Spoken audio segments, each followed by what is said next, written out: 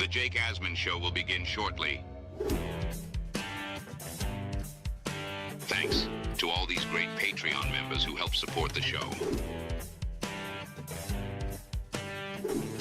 Get your super chats ready. Jake will be here in just a moment. If you love the New York Jets, this is the place to be.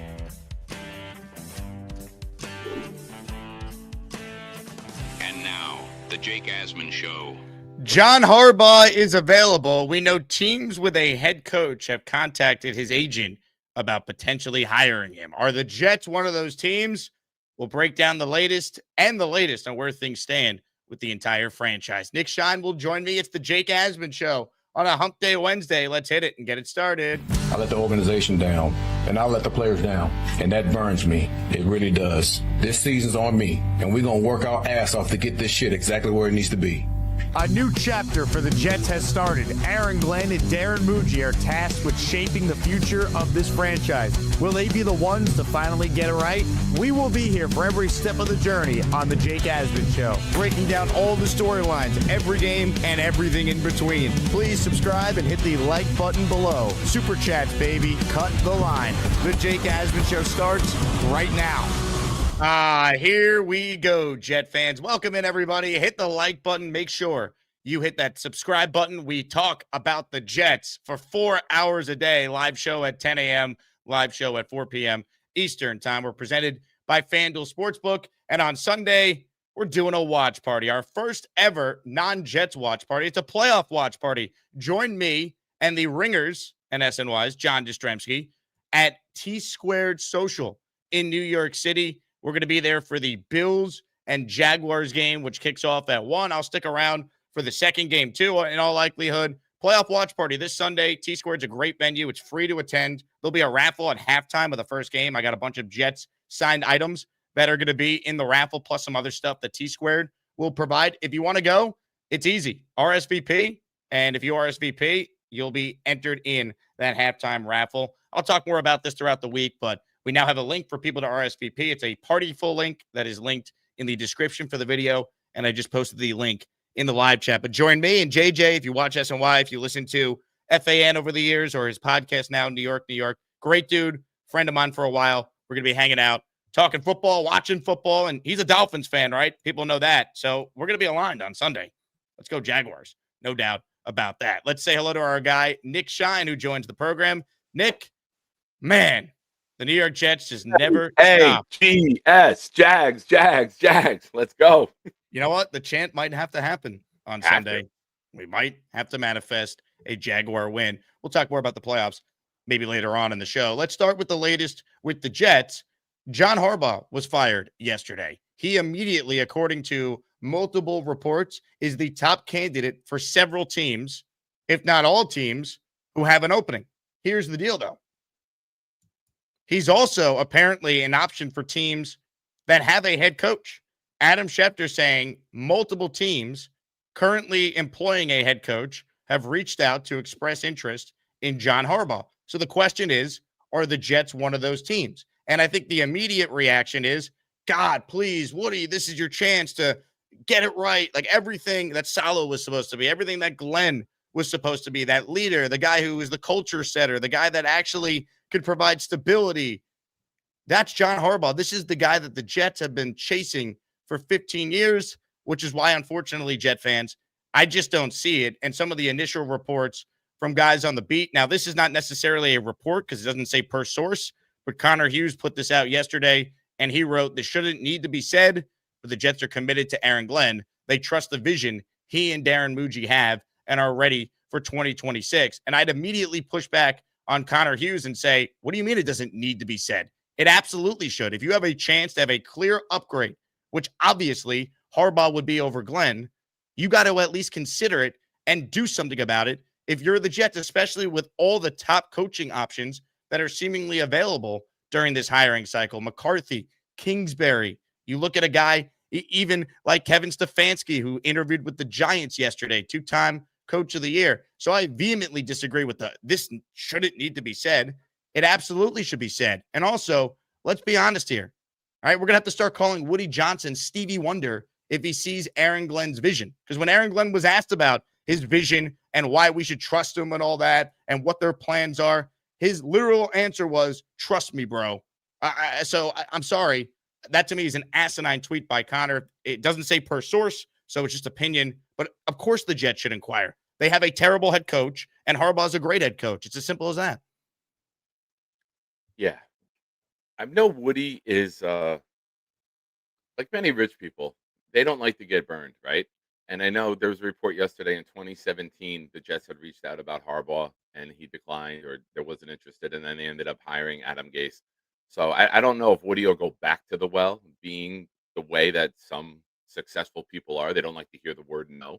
So I don't know if he would go get burned again. But I think as an organization and where we're at, yes, the call should be made. Any top candidate that becomes available, even if you have a guy under contract for 4 more years, and we just saw what we saw on the field week in and week out, you have to make that call. You have to say, hey, this is what we have. We have this draft capital. We have this money in available for free agency. Is there interest? Simple. If there is, then you get the ball rolling downhill. And if not, you could say, hey, we did our due diligence, even though it'll probably never become public unless Harbaugh side releases it. But I think you have to look into this. You would be foolish not to, with a coach of this caliber becomes available unexpectedly. You would be absolutely dumb to not inquire. Again, there's a lot of good options out there. Now, take this one with a grain of salt, right? Because I know people have very strong opinions one way or the other about this guy. He used to cover the Jets or the Daily News. Manish Mehta, he tweeted this last night. Jets used a proxy, confidant of Woody Johnson and brother Chris, in November/early December 2018 to gauge John Harbaugh's interest in being their next head coach, with autonomy to bring in his own GM, while Todd Bowles and Mike McCagnon were still there. Harbaugh ultimately agreed to an extension to stay with the Ravens. Jets wound up hiring Adam Gase. Harbaugh has no interest in being the next head coach of the New York Jets now either. So again, Harbaugh might not want the job, and there's people saying, well, why would he take it? You give him full control. He wouldn't necessarily have that in some of these other stops. You would say, hey, man, we have the second pick in the draft. Pick your quarterback. We also have the 33rd pick this year, which is like another first-round pick, essentially. It's the first pick of the second round, 3 1s and 27. All this cap space the next 2 years, an O-line already in place, number 1 receiver, good running back room. Like, you could sell the job. Obviously, ownership is the big thing, but, I mean, you're giving this guy full control. This would be what Leon Hess did to get Bill Parcells, who's coming off a season where they went to the Super Bowl, to leave that and come to the Jets. So I get it. It is likely not going to happen. But the fact that apparently the Jets are committed to Aaron Glenn's vision, like, that's just insulting to every diehard Jet fan who loves this team and saw one of the worst seasons any of us have ever experienced. And to make matters worse, sounds like Harbaugh's the number 1 option for the Giants, and the feeling might be mutual. And if that doesn't bother you, here's what actually could be even worse. Josina Anderson is reporting that the Dolphins were one of the teams with a head coach that reached out to the agent of Harbaugh to potentially hire him. She wrote, it's my understanding Todd Monken could have a path to still be Harbaugh's OC if Monken departs Baltimore with the arrival of the Ravens' new head coach. And I could tell you Harbaugh got fired because Todd Monken and Lamar Jackson's relationship was very fractured, and Harbaugh did not want to reportedly fire Monken. So that was what the falling out ultimately led to, Harbaugh being fired yesterday. So Jet fans, this could be really tough. If Harbaugh's in the division with Vrabel, with McDermott, Miami will have a chance to figure out the quarterback situation. And then you're looking at the scenario of, like, we have Aaron Glenn, and, like, what's our quarterback? We have no idea about this head coach. Most of us think he's terrible. Odds are he is. Like, it's very bleak right now. And I get so frustrated because it always feels like the Jets are a year late on every big decision. Like, they're never proactive. They're reactive. Like, why would I sit here as a Jet fan and feel confident right now? There's just nothing we could point to. We should be excited about the amount of resources they have. We should be excited about the number 2 pick, the number 16 pick, the opportunity to really build this team. Yet we're sitting here and so many of us are like, yeah, if they pick the quarterback, like, do we have a chance with this coaching staff? We've seen this. Like, we lived this with Sam Darnold. They had all these picks in 2020 and 21 and 22, and look how that played out. So it's just so disheartening right now, man. And I'm sure we'll be optimistic at some point. That's what the Jets always find a way to do to us. But Like, it's downright depressing if the Jets didn't even reach out. Even if he says no, like, it'd be nice if someone could be like, yes, they reached out. He wasn't interested. I could live with that. But to act like, oh, they believe in the vision that Aaron Glenn has, that's just insulting to this fan base. Yeah, you're right. It's a tough time to be a Jet fan. You want to be good. You see the future with these picks and this money, and you want to know that you have somebody in the room who can handle this correctly and get us to a level of succeeding year in and year out. And I don't think we have that right now. So I think that the people who wanted Glenn to be fired are going to be outraged if this doesn't take place. And I think that the people who, even if you want Glenn to stay, you still have to say, hey, a coach of this caliber becomes available. You have to show interest. You have to make the phone call. But again, there's a lot of moving parts here with this. And I don't think he ends up being here. But you should do your due diligence as an organization. Even if you rock the boat, even if you upset Muji and Glenn, who gives a shit? You have an obligation to your fan base that pays everyone's salary to put the best product on the field. And you should be looking to upgrade your team, your staff, your front office, your facilities at any chance you can get. And this is a big opportunity. So, I mean, they should make the call. They should be in on it. They should say, hey, are you interested? No one's sexier in terms of the future than the Jets are right now with the draft capital and the money. But the negative that comes with that, it's the Jets. So we got to be realistic with it, right? That might just be a complete turnoff. The history, the owner, all of it. You're muted. Excuse me. Sorry. It's frustrating. It just sucks. It really does. And I hope Aaron Glenn proves me wrong. Believe me. But it's just stuff to really buy in right now when, again, he's asked yesterday for tangible things that the Jets are going to be able to do and what they've learned in the plan. And he says nothing. He says absolutely nothing. And that's what's just so frustrating for, I think, any diehard fan of this team. You know, it's tough to stomach, man. And I know it's hard to say. Just trust me, have faith in what we're doing. How could you? You're off to one of the worst starts in NFL history. Amanda Madison writes in, don't see John Harbaugh coming to the Jets. Think Miami's the team with a head coach that reached out. She wrote this before I showed the Josina Anderson tweet. So Amanda Madison's football IQ. Very good. Common Country says, cool hat, Jake. Common Country, shout out to Gotham City crew. Those guys, Claudio, Lou, the entire operation there, they're awesome. They connect Jet fans. They're positive somehow despite this nightmare. So always want to show love to the great people at Gotham City crew. Bino with our first super chat. Connor Hughes said, why does it even need to be said? Zero interest in Harbaugh. They fully believe in Glenn and Muji's vision. Emoji of him hitting his face palming himself. Yeah, it's just, again, it's a laughable statement there, right? If that's his opinion, that's laughable. He didn't say per source. Like, again, maybe those tweets are coming because the Jets did reach out and they were told no. So they're just going to be like, we're backing our guy publicly now. Maybe. But again, forget Harbaugh. McCarthy is a much better head coach than Aaron Glenn. Cliff Kingsbury would be a much better option. Kevin Stefanski would be a much better option. Look at the list of candidates for the Giants. They have interviews set up with Harbaugh. They've already interviewed Stefanski. And they have an opportunity now to interview McCarthy, which they're going to do apparently over the next couple of days as well. Like, they're going the experience route, which is everything we said the Jets should have done a year ago. Yeah. You know, sometimes I've said this for many years. Being awful takes a little bit of good luck. It's when you're bad that matters. Sometimes you have the number one pick and it's Peyton Manning. Sometimes you have the number one pick and it's Baker Mayfield. You know, sometimes you get that generational quarterback. You know, I know Mayfield's played better, but it depends when you're bad. That is a big factor in getting good. You know, who's the top of the draft? Who's the coaches available when you have a job opportunity? And, you know, our luck sucks still, Jake. It does. It's rough being a Jet fan, man. When you see all of these teams, the top 7 teams, I believe, were the only team that retained their coach. And now they have hope. They'll have new hope. And here we are, flattened more than we were last year. You know, we were 5-12 on an all-in season with all these big names and Hall of Fame talent.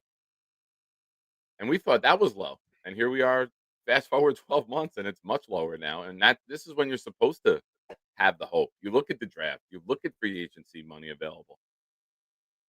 It's you know me, Jake. I am probably the most optimistic Jet fan, and even I'm beaten down after this season.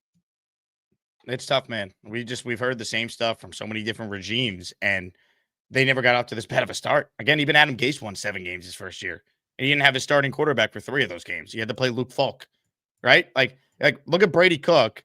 That's what Luke Falk was for 3 games because Trevor Siemian got hurt in the first quarter of that Monday night game in week 2 when Myles Garrett broke his leg.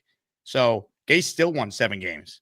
Think about that. Aaron Glenn won 3, and the Jets were non-competitive in more games than they were actually in this year. And then the head coach yesterday is saying this when asked a question about the message to the fans. And I expect and I will want our fans to have a total trust in us and being able to do that. And we have to earn that too. That should have been the first thing he said. We have to earn their trust. That's the message, not I expect them to have trust in us. Why? You've shown nothing.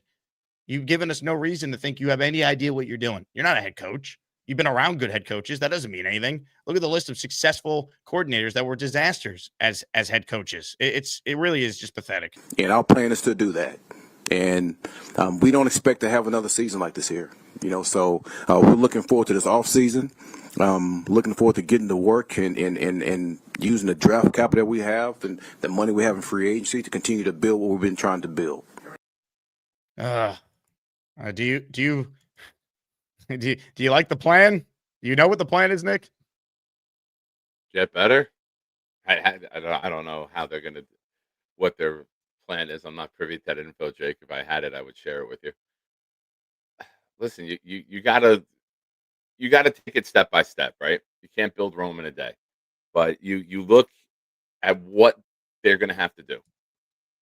You look at your coaching staff, you see who you're gonna retain.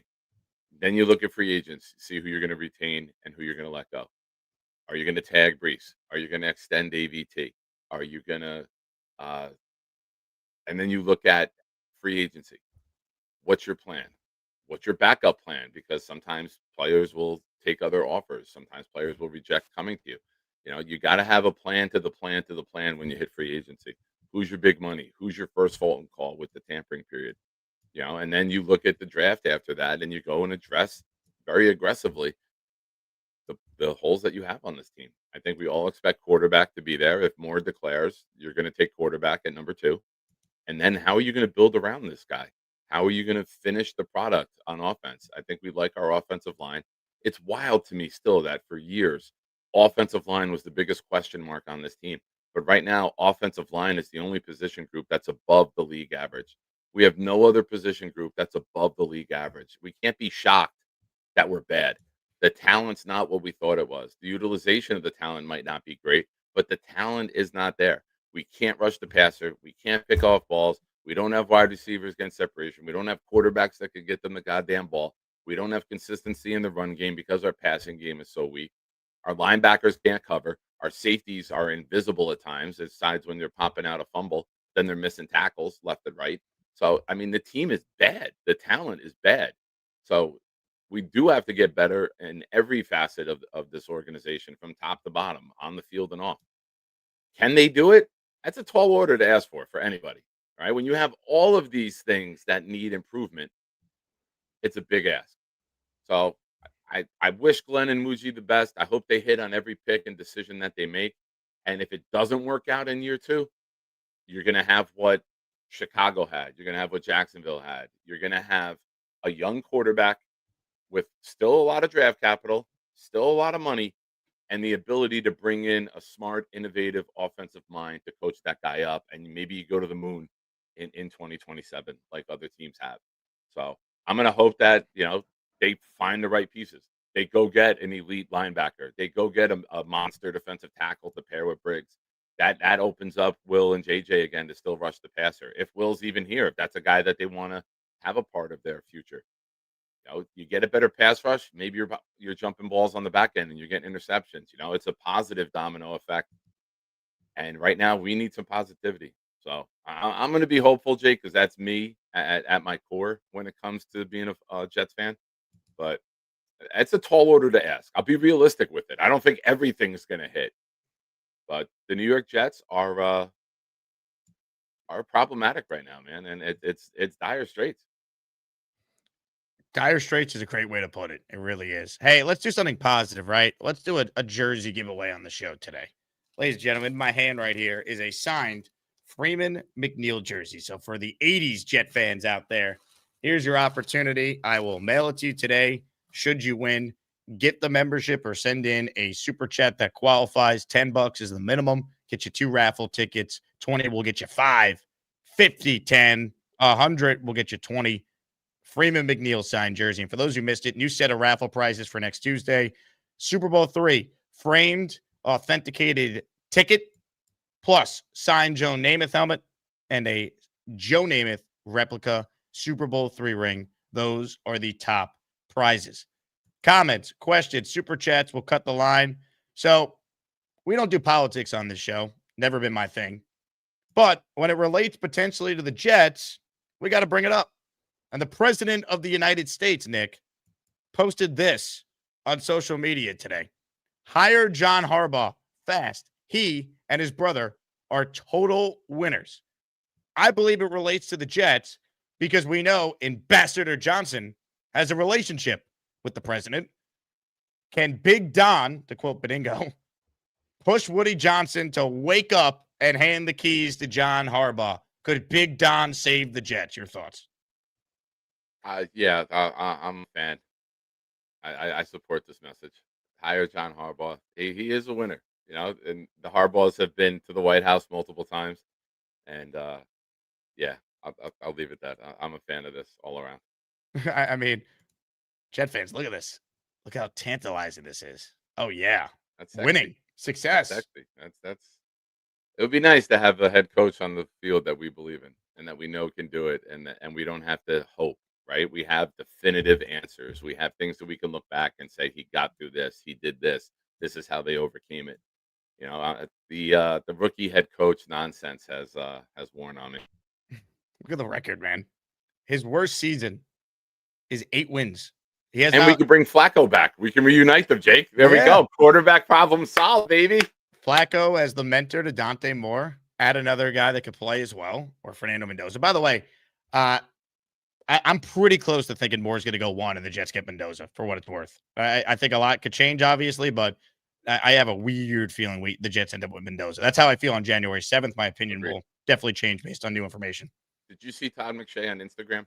He said that if you're taking a quarterback who's going to win you more games in year 1, you take Mendoza. But if you want the quarterback that's going to win you more games and bigger games over the next decade, you take Moore. Mm-hmm. By the way, I misspoke. I meant to say his worst like win-loss total since 2016 is 8. He was 5-11 in 2015. But again, the Jets have not won more than 7 games. 7 games in a decade. Jquest writes in 5-11. He must be awful. Jquest, if you're going to sit here, I know you're a big Aaron Glenn guy. You love to lick his boots. But if you're going to try and advocate that somehow Aaron Glenn would be a better option for the New York Jets than John Harbaugh, seek help, please. I know we all need help. We root for the Jets. But good Lord, what are we doing? That is insane. Anyway, comments, questions, super chats. We'll cut the line. One thing Darren Muji said yesterday was that the Jets can be competitive and respectable right away. This was the full sequence yesterday at the presser. Darren, how long do you think it will take to be competitive, to be respectable? I believe we can be competitive and respectable right away next year. What gives you How that? You said, how could you what do gives that? you that confidence? You said earlier that you're the most confident. You have more confidence now than ever. What gives you the confidence? Because I've been here a year. I've learned a lot. We've learned a lot. I've got a clear vision. AG and I, like we said, we talk daily on this roster and the vision in this division. And with the assets we have moving forward, the draft capital, the cap space, I know we're going to continue to build and add good players to the team that are going to help us win. One thing I did notice, Muji referenced knowing the division a couple times in his answers, which I liked hearing. Like, I thought Muji, he sounds competent when he speaks for what it's worth, right? I think he certainly did a better job in his first year than Aaron Glenn did. I mean, you can't even debate that. But, like, to me, if I'm him, I'm doing everything in my power to try and like separate myself from Glenn. Like there's a very good chance that if Aaron Glenn is just terrible again, he's gone, and then Muji might get the opportunity if some of these draft picks look good or the quarterback shows something that he'll get the opportunity to be a part of the next coaching search. So if I'm him, I'm doing everything in my power to try and like separate myself from Glenn. What are your thoughts on that? I'm a big believer in Muji, as you know. I love what they found in terms of the trades, and the guys that were labeled like throw-ins are some of our most valuable players on this year's roster. To just show you what we had, I like the draft. I like the top end of the draft. I think Taylor shows promise. I love Membu, and I'm sad to see that AZ Thomas wasn't able to finish the year because I would have liked to get some more answers about him. But overall, I like the draft. I like Muji. He seems to be diligent. He seems to be precise, and he moves with intent. Like when he makes the trade, okay, sure, 2 1s. Yeah, but I need a little more. You know what I mean? Like he's got that swag about him that says, I got the asset. You're gonna have to pay me a little bit more to give me what I want before you get what you want. So I like the way he operated. I'm very intrigued on how this draft goes and how this free agency goes. Now, something that I think is worth keeping an eye on. Last year, I was very adamant, as you know, that I thought the Jets would go with a lot of one-year deals, not make big contracts, not make long-term plans, because there's going to be an overhaul of the roster. Now, this year, you have this money.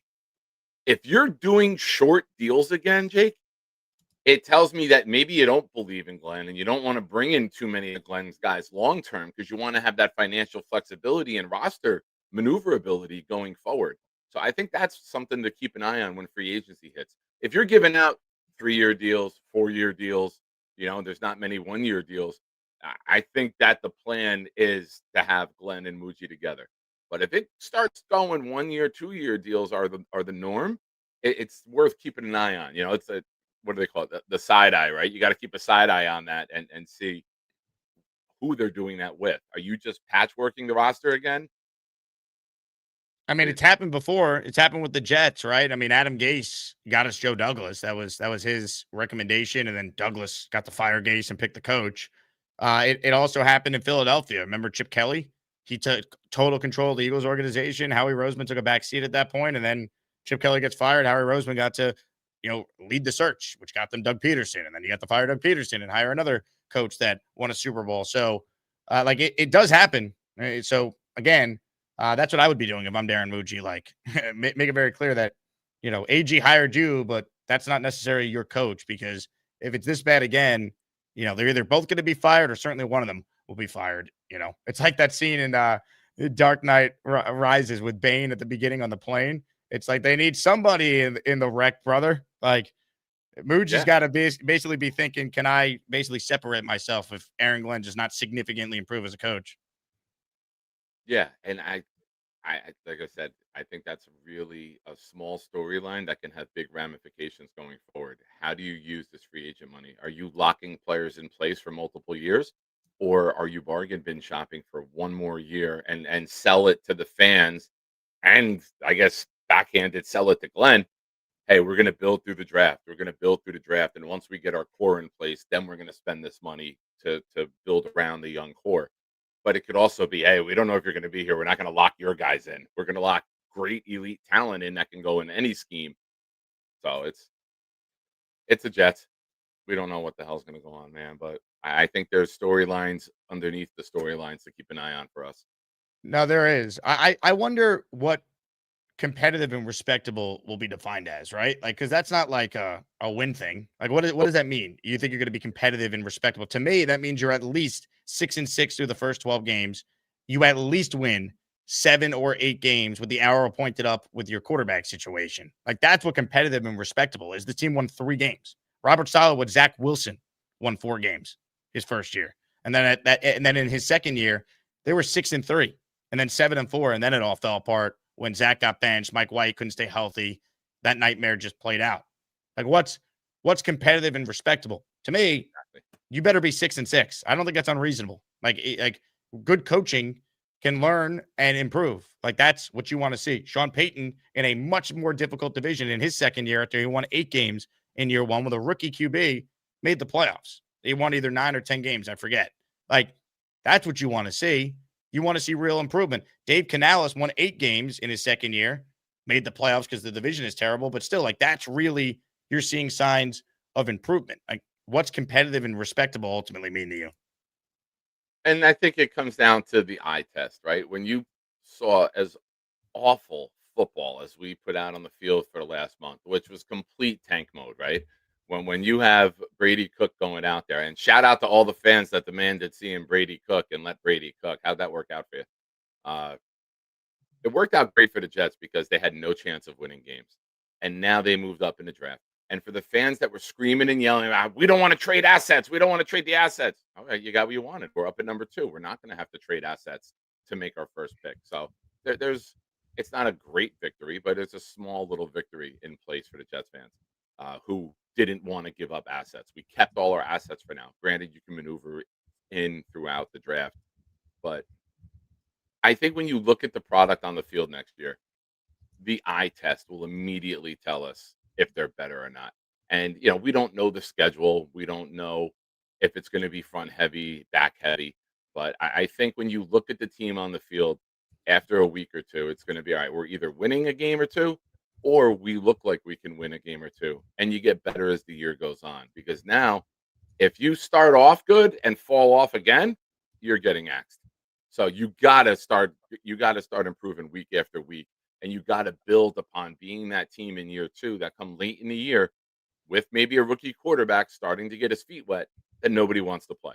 You're going to have a lot better pieces on defense. You should have another weapon or 2 on offense. You should have a young quarterback in place. Everyone should be getting better as the season goes on, including coaches. And if not, clean house. I'm good with everybody going. Again, you don't get all these years for a rebuild plan. That's not how the NFL is.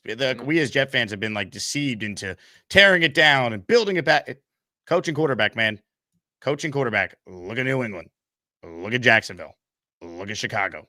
3 teams, the Jets were better than last year. Like, again, and I just, the reason why I also am so down on Glenn, besides the fact we watched the full season and how it played out, it all started when this was his answer when asked for what he wants in a quarterback. What do you look for in a quarterback? Like, what's an Aaron Glenn quarterback? A winner.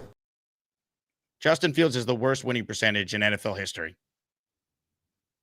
30 million guaranteed. Yeah, like, it's tough. I'm going to bring something up that I know you're not going to like, but I ask you to hear me out. I hope we get the quarterback right, and I hope we get the draft picks right. But when I'm looking ahead at 27, and I saw how the Colts just fell off the face of the earth and went 1-8 since Charles Gorman declared his allegiance. And I look at us getting the better of the draft picks between the Cowboys and the Packers.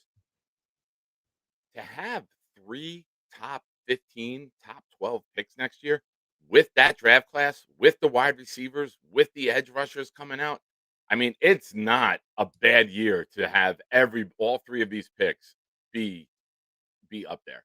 Like, I'm okay because I want to be great long term. Like, I'm not someone who's going to focus on the past, right? Like, that's where I'm at in life. I want to be great and get better every single day. And if you could have 3 top 15 picks in the 27 draft, you're looking at generational change with this team and something that we need. I would fill in your real good talent this year, right? And I would, like, your role players. You like, all right, a middle linebacker, Sonny Styles, is be the key of your defense. But next year, you go get Simmons, the edge rusher. You know what I'm saying? Like, you go get your blue chip players at your blue chip positions, and you have that opportunity in 27. So if the eye test is there, and you see a team on the rise, and maybe we lose a couple games by a field goal or 2 late in the season, but we're competitive, and you can see that's building, I'm going to be okay with that, because that 27 draft, 3 picks that early can change your franchise for a very long time if you have a good structure in place ahead of time. So I'm not rooting to lose next year, but if it's going to be a year where you struggle a little bit, but you can see they're improving week to week, it's not going to be the worst thing in the world. Along with the Colts not having a quarterback, along with Dallas not having a defense, it could be a really, really great opportunity for the Jets to kick the fucking door in on the NFL the following year. Yeah, it's always about the next year. That's the problem. I know, but that's I know, Jake. I know you weren't going to like it. I know you're not on board, but I say this: it's not Glenn and Muji's job to absolve the Jets' sins of the past and their No, failures the last but it's 15, Woody's 16 job. years. It's Woody's job, and he has an opportunity to make a significant, clear upgrade at head coach. Forget Harbaugh. Harbaugh will take that next year, right? If it's bad, you make that, and now you give that new head coach that draft capital. Yeah, but you're giving that, but it's not as much draft capital as it is right now. It's not as much resources as it is right now. The job is at its peak right now for what you could do for a good head coach. And again, Harbaugh being available, he's not going to be the Jet coach, but if he goes to the Giants, that means Mike McCarthy remains, right? If he goes to another team, that means that someone else who's a top candidate that's being considered, like a Kevin Stefanski, McCarthy, Kingsbury, offensive coaches with experience that would set your franchise up to at least develop the quarterback properly would then be available. So, that's my big concern. We'll get to your calls coming up. I want to shout out Mother Effin' Chew, who's in the raffle. He's the first to gift on the show today. We're going to give away a signed Freeman McNeil jersey, Jet fans, at the end of the show. One of the great running backs in the history of the Jet franchise. So for any 80s Jet fans who want this for the man cave, make sure you enter the raffle. We will get to your super chats coming up. I also want to get into the Todd McShay comments that I posted that went super viral all over the place over the last 2 days. But first, a super chat here from Bubba who says, you have a chance at a few culture and organization changing coaches. You can't pass on the chance. Jets coach says, bro, come on. Yeah, I mean, Aaron Glenn's like a meme, man. Trust me. It's like, why though? I mean, you've given us no reason. Bino says, Josh McDaniels, top 5 coordinator disaster, head coach twice. Yeah, and what's great about what Vrabel did, he got an OC that will never be poached because no one's going to give McDaniels a third chance to be a head coach. So he has an OC that will not be poached, meaning Drake May will have continuity for, a tremendous amount of time in his career. Yeah. He's Wade Phillips off the offensive side of the ball. Failure as a head coach, but elite coordinator. Like Norv Turner. Wade Phillips is that guy I always looked at. He's like, oh, he gets a head coaching opportunity. Oh, it sucks. I'm just going to run the defense. Oh, they're elite again. That's him. Just stay, bro. You're good, man. You're going to have a lifetime deal there with Vrabel, more than likely. And just to add to what I said, because I know people take things the wrong way. They have selective hearing, and then they get great outrage. If the quarterback is right, why can't we be the Bears then in the second year of the quarterback? Why can't we be the Patriots with May? Like, the thing is, get the quarterback right. And then if you don't win some games and you struggle, now you get a new head coach. Now you go all in with these picks. Now you bring in blue chip talent everywhere, and bang, we go to the moon. So the goal is to be great year after year after year. I don't want a 2015, Jake. I don't want them to spend recklessly in free agency for 2026, get 10 wins, miss the playoffs because your quarterback throws 4 interceptions in the last goddamn game in Buffalo, and then we don't have a winning record for the next 11 years. I don't want that. I want to be good every year. I want to be a team that's written in Sharpie as a playoff or Super Bowl contender. That's what I want. So to get that, sometimes you got to go through the shit. Now, Glenn and Muji have only given us 1 year of shit. I'm not going to chastise these guys for the Jets' last decade. Just don't let go of the rope. Yeah. Bro. And calm down, because you have Beningo on here who says, bro, 500 times in a show. You can't call Glenn out. I get it. He's the head coach. I know what you're going to say. And I know it's hard to say. Just trust me, have faith in what we're doing. I would love to. It's just tough, man. What happened to it all being coaching this year? Coaching. It's coaching. What do you mean? Because he can do it. It's just coaching. That's all it is. Who got better on this team? Clemens. Great. That's sad. I'm not bragging when I say that. That's the sad part. I know. Clemens. Tittman at right guard got good. Again, he was already an ascending player. Like, where was the real coaching that we could point to? Will McDonald had a terrible year. Jermaine Johnson had a terrible year. The whole defense was horrific. Jerome Briggs, like, that's it. He really just got an opportunity to play more than anything else. Like, you can give the coaching staff credit for that for sure. But that's about it. Like, I don't know what people in the chat sometimes hear. Oregon Jets. Nick has absolutely no idea how bad AG is. What have I said that defended AG or bragged about AG that I don't know? I give you credit. You didn't bring up the fact that his challenge success rate was good or 0 blocked field goals. You didn't go down that far. Still early in the show. I had time, Jake. Way to steal that thunder from me, buddy. The field goal team. Last year we had 3 blocks. This year, we had no blocks.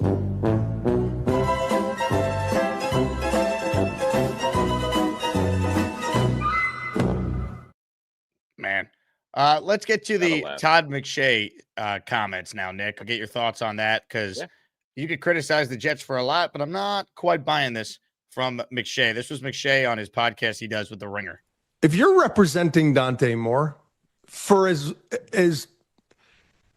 with the Raiders, you have an organization steep in history with an owner whose father steep in the, like entrenched in the great history of the NFL, trying to do the right thing, misguided at times, brings in Tom Brady, who can be a source of helping, although this first go round was not pretty. But how much did Tom I feel like next year with a new coaching staff, as we all presume, Pete Carroll will be out and there will be a new staff. Would you or would you not, as the representation or the representative, the rep for Dante Moore, kind of reach out to the Raiders and say, hey, my client's trying to make a decision. We can live with going to 30 of the 32 teams. Maybe it's 31. I can't allow him to go to the New York Jets. And I realize in 2027, maybe he's the 7th pick or the 5th pick, or maybe he's the first overall pick and the Jets have all that ammo and they can get him there. But I can't allow him to he's got an opportunity to go back to Oregon, probably make the same amount of money that he's going to make in his rookie contract. Phil Knight will make that happen. So I can allow my client to go back to Oregon and have another season with a new offensive coordinator because Will Stein's going to Kentucky, or you can pretty much promise me that he's going to be the number 1 overall pick.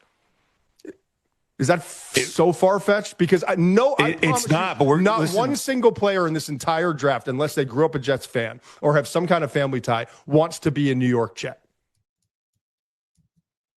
I mean, a couple things. The perception of the Jets is terrible, but players want to be drafted.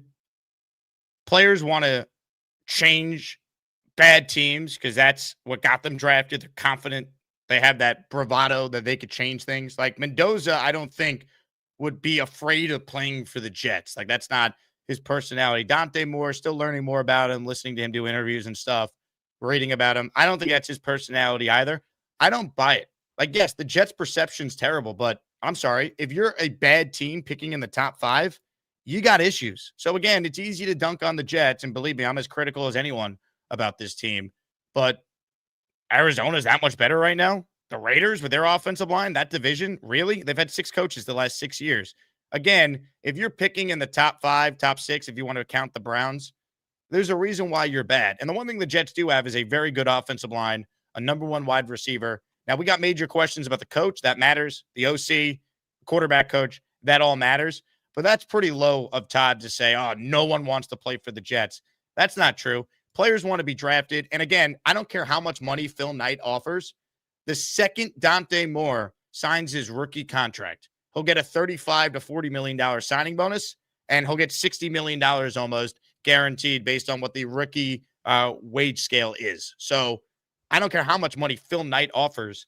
He's not going to be able to offer that kind of money because then it sets a precedent for other Oregon players in the future, the kind of money they're going to need to make. Like that's not going to happen. So McShay is best friends with Joe Douglas, so it's personal for him. But again, I understand the Jets are not appealing. Their perception, their reputation speaks for itself. But you can't sit here and tell me, honestly, that Dante Moore would stay in school because he's avoiding the Jets. I don't truly believe that. I don't believe it either. And I think a lot of people have this opinion. You mentioned it as well. He's got ties with Joe Douglas, and he doesn't like Joe Douglas got fired. They were college roommates. So he's got an agenda, and he's using his platform to shit talk the team that fired his buddy. And that's what he's doing. He doesn't have the backing of ESPN anymore, so he can go out and speak freely, and he can trash whoever he wants to trash, and he's choosing to trash the New York Jets. So is there some merit in his comments?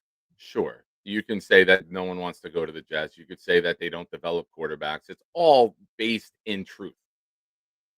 But you're not speaking on behalf of Dante Moore or any other prospect. Guys want to get to the NFL. Guys want to get drafted. Guys want to get that payday. You know, if you go to New York, not only are you making the rookie contract, but if you come into New York as the quarterback and you get a little bit of a success, you're going to have endorsements raining down from every angle. So there's plenty of money to be made off the field during that rookie contract as there is on the field. So if it's about money and success, you can have a ton of it here. I'm just not buying it. Comments, questions, super chats, they will cut the line. We have some breaking news on the show today, and it does relate to the Jets. Breaking sports news on the Jake Asman Show. Alabama quarterback Ty Simpson is officially declared for the NFL draft, which is a good thing, Jet fans. More options, the better. I know Ty's season at Alabama, the lasting memory is Indiana destroying his team, and Simpson got hurt in that game. But if you talk to draft experts, they like Simpson. Joe Blewett does film reviews on Simpson and thinks the gap between Mendoza, Moore, and Simpson is all tightly bunched.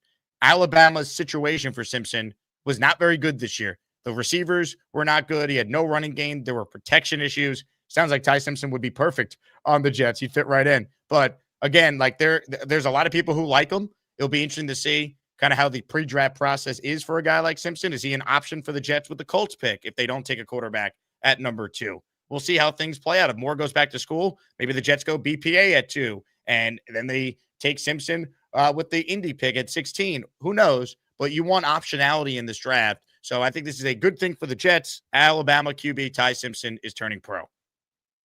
Yeah.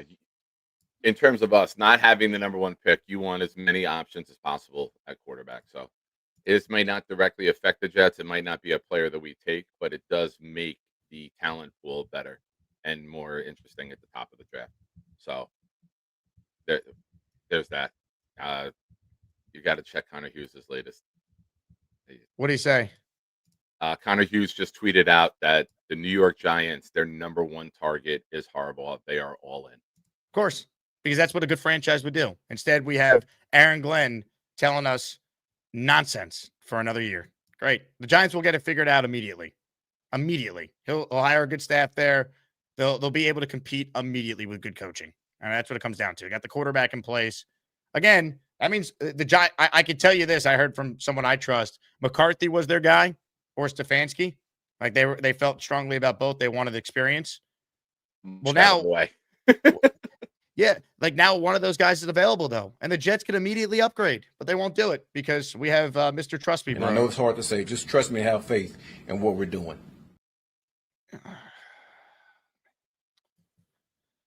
Dark days for our team. Dark days. Comments, questions, super chats, cut the line. Talking Jets QB situation. Ty Simpson is just declared.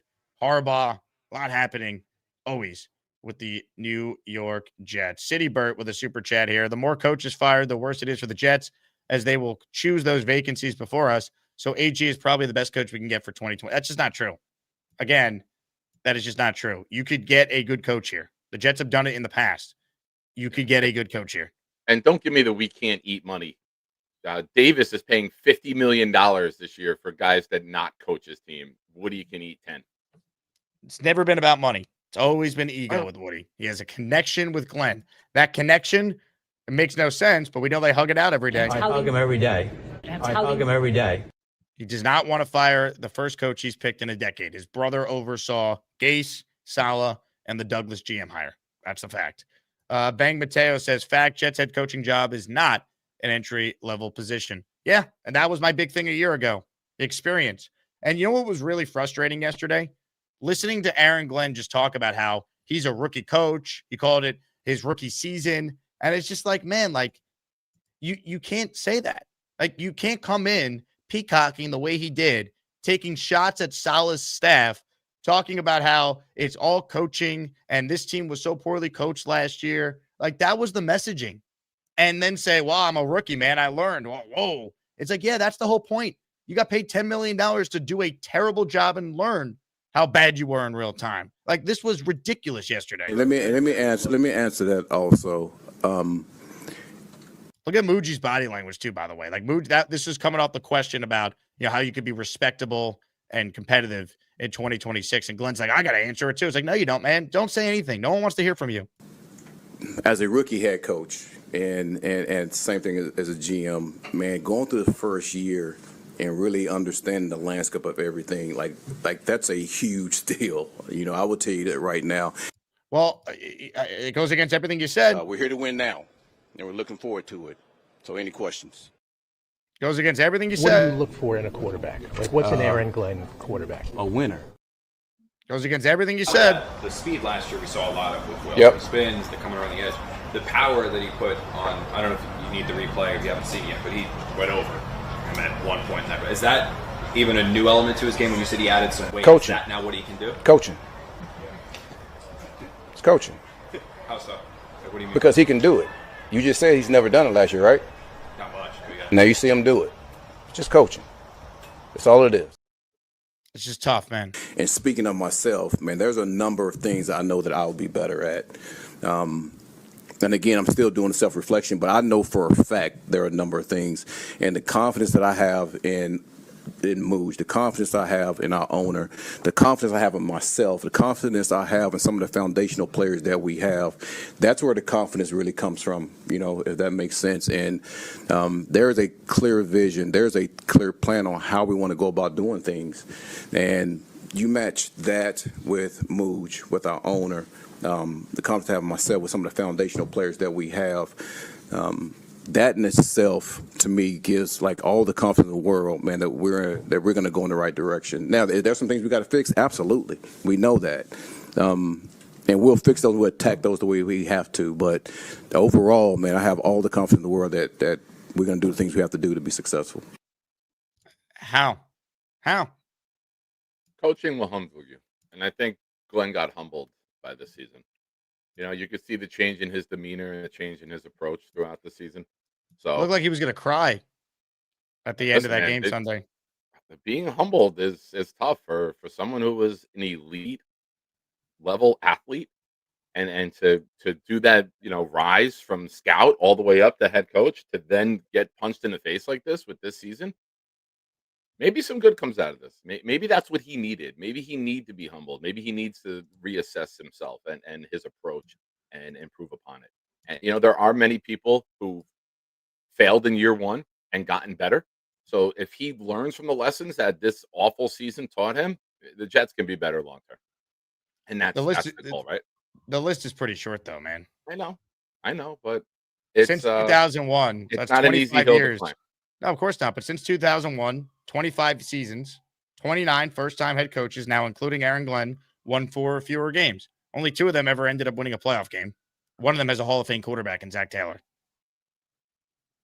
Yeah, it's if he can make the Jets a little bit better on his way out for the next guy, that's so big. I love it. Your optimism is, hey, if we could just get the roster a little better, you know, then we'll fire Glenn, and then the goal is to get the roster better year after year. You have all this capital. You miss on this, you're never gonna win. If you don't hit on these draft picks, and this, we've never had the draft picks and the financial ability to build this team. We have both at the same time. If we can't build a winner in these next 2 years, it'll never happen. It's unbelievable. Some super chats here. Bucks fanatic in the house. I'm sorry about your Bucks fanatic. I pray the Bucks were one of the 3 teams to reach out to Harbaugh. But what I don't get about Woody is why he hasn't learned from the last 10 years. He either doesn't care, or he's truly a moron, or both. I pray you guys figure it out. Very nice of you, Bucks fanatic. I will always root for your team because you are so supportive of our dog crap team. I think Woody just keeps trusting the wrong people. That's what it comes down to, right? I think he listened to Tannenbaum. He listens to Glenn. You know, he thought I think Glenn fooled him in the interview process too, that he was this football culture guy. And he had a real plan, and there wasn't a plan. Their plan was they suck. I mean, they completely. He can talk the talk. Yeah. He can talk the talk, and you can tell that Woody would buy into something like that. And I think the biggest thing that Woody Johnson needs to do as an owner going forward, because to sell the team is not an option. You print money when you own an NFL team. It's not happening. You need to get a guy in there who says F you. You need to get a guy in there that's not a yes man. You need to get a guy not like Jaime. You need to get a guy to run your football operations who doesn't give a shit what you think and will fire back at you and say, shut up, sign it. You need a guy like Glenn, is his demeanor running the football operations, who's not afraid to fire back at Woody, who's not to say, hey, keep your hands off. Now, I think Glenn did that because Woody really backed off this year, Jake. We've had nothing coming out from Woody except the GM owners meetings that he popped into in midseason. But other than that, he's been a mute. So I think Glenn had that approach, but we need that from the top down. The stadium's half empty. The parking lot, there's tumbleweed blowing through it before a game. It's a pathetic environment here. And you have the largest capacity stadium in the NFL. You got to get better, man. This is pathetic looking, and it's only going to get worse if you start off next season 0-3. It'll be empty in September for that last game. Yeah, there's so many areas we need to improve in. That's why letting this coach pick the quarterback is a disaster waiting to happen, and there's more evidence about that. I haven't even played this clip yet, right? This was the question that Rich Cimini asked. Give Rich credit. I think it's an excellent question. And every Jet fan, even the ones who are Glenn bootlickers, can you honestly hear what I'm about to play from this head coach? And you tell me you have confidence that he is the right guy to oversee the development of a quarterback. Given your defensive background, and given the way your quarterbacks performed this year, why should people feel confident that you have the infrastructure in place to pick a quarterback and develop him properly? You know what? That's a good question. And we're going to exhaust everything that we can to make sure that we surround our quarterbacks now, and if we get any quarterbacks in the future, right, with the guys that's going to help them. And then again, that's a whole part of, making sure that we evaluate everything that's going on, make sure we have the right people here that can help the quarterback. And I'm not saying that we don't have that. That's something. It's a terrible answer. He doesn't give you an answer. He completely dances around it. Again, Charles London is a former running back who has mostly coached running backs in his career. He was the quarterback coach. Again, you look at the coaching staff. That's the first place you have to assess, right? Like your quarterback play was the worst, if maybe in NFL history. You got to get somebody experienced there. You can't have this guy overseeing the development of a young quarterback. That's job number one that has to get improved. Aside from the defensive coordinator, offensive side of the ball, I need a proven veteran, a guy like we brought in Knapp a couple of years ago, and he was the one throughout OTAs, was with Zach Wilson every play, every snap. Knapp was with him until the unfortunate tragedy. But you need a guy who's a veteran. You need a guy, because you got Angstrom, you got Turner. You need a guy that has been there and been in the room for the development of a young quarterback and saw a guy that was raw, and they helped mold him, and they helped teach him, and they helped implement the system and make it easy for him. For me, Mendoza is such a football dork that I want a bigger dork coaching him. You know what I mean? Like, I want a super dork nerd, whatever you want to label it as the guy with Mendoza. Because when you hear Mendoza speak, he is a football nerd. I need that guy with him 24/7. I need that guy with him in every meeting. I need that guy with him on the field after every rep, along with Angstrom and Turner. But I need a guy at quarterback coach who is a proven developmental quarterback guy. No matter who it is, where it's been, go find him, pay him like a freaking high-level assistant. Do whatever it takes, but you cannot hand the reins of a rookie quarterback to London. BBA says, thank you, Mike Tannenbaum. Speaking of Mike Tannenbaum, here's another reason why I'm so incredibly just critical of the entire Jet situation with Glenn, is because Glenn came in and he made all these promises of things that the Jets were going to be able to do this year. And how do I know this? Well, I work with Mike Tannenbaum every week. I heard him say the same things at the beginning of the year when we were previewing the season. And also, Mike T is on the record when he was asked before the year started, who will have a better season, the Pittsburgh Steelers or the New York Jets? And Mike T said it was the Jets, and this was his reasoning why. He also said Aaron Rodgers would be benched by the end of the season. He can't stand – he hates Aaron Rodgers, so connect the dots. But here we go. This is let's see. I'm trying to share this. Where's the clip? Here it is. Here's Mike T on First Take talking about the Jets and what Glenn's going to do immediately this year. You're missing, Stephen A, is there was such terrible coaching in New York last year. Aaron Glenn is going to be Dan Campbell East in terms of penalties, turnovers, end of half scoring. It was if you look at penalties, for example, Jets were worse than the league. They're going to be massively better. I'm not saying the Jets have the highest ceiling.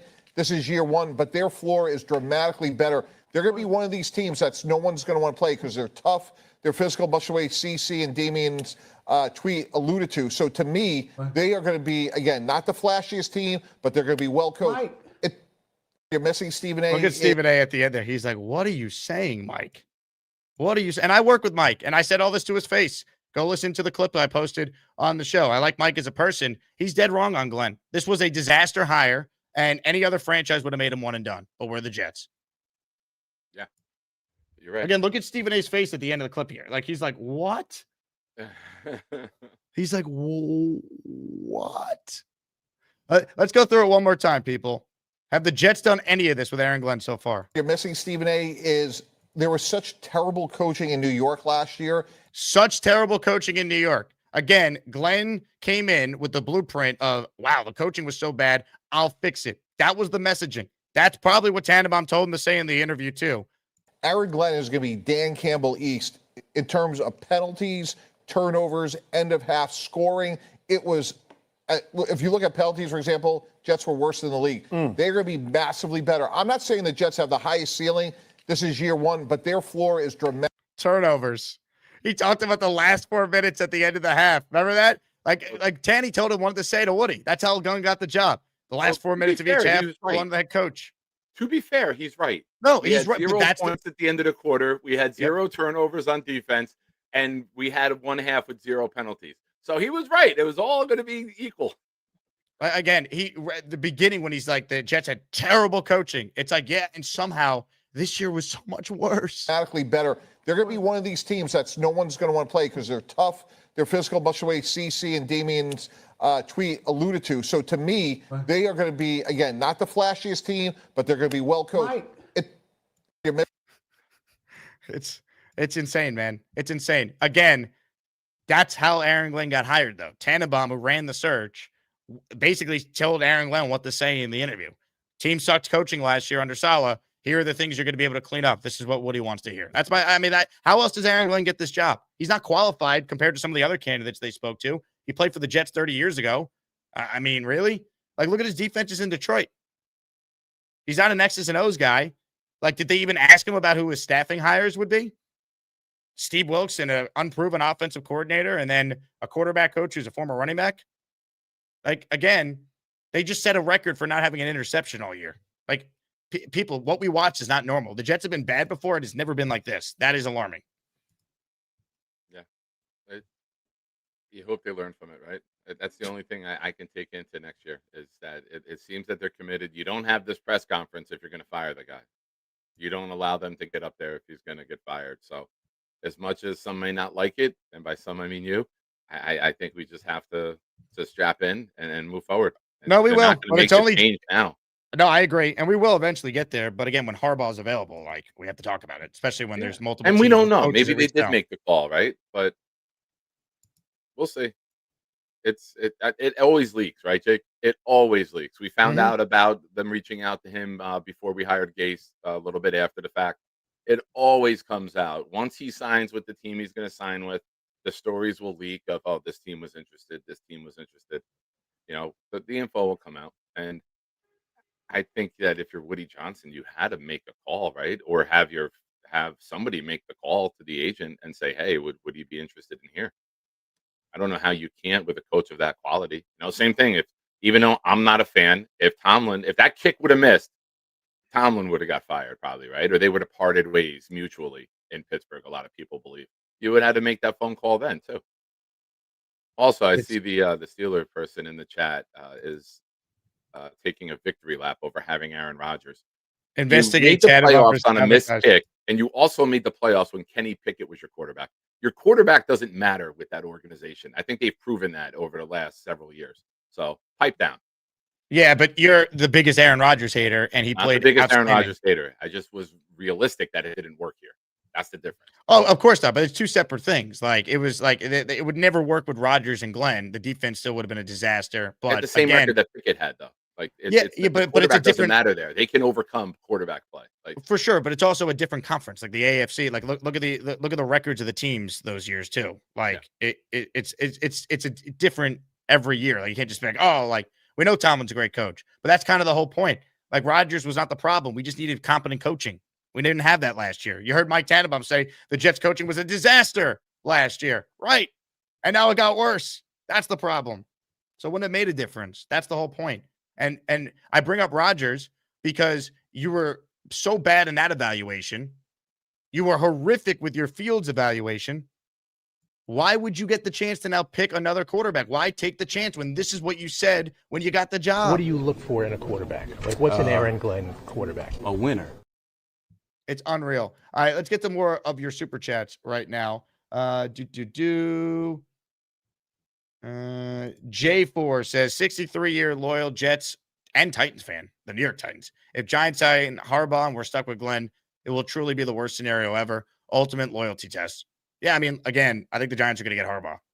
So prepare yourself. That's what a real organization will do. Hollywood Rio says, make Glenn DC and bring in Harbaugh. Aaron Glenn should not be the DC. His numbers in Detroit were not very good. I would move on from him completely. Get a better DC, whoever that head coach wants. Big Country with the super chat. He's in for 2. Nick, you can't build Rome in a day, but you can burn it down quick. Watch what AG does to the Jets again this year. I have no faith.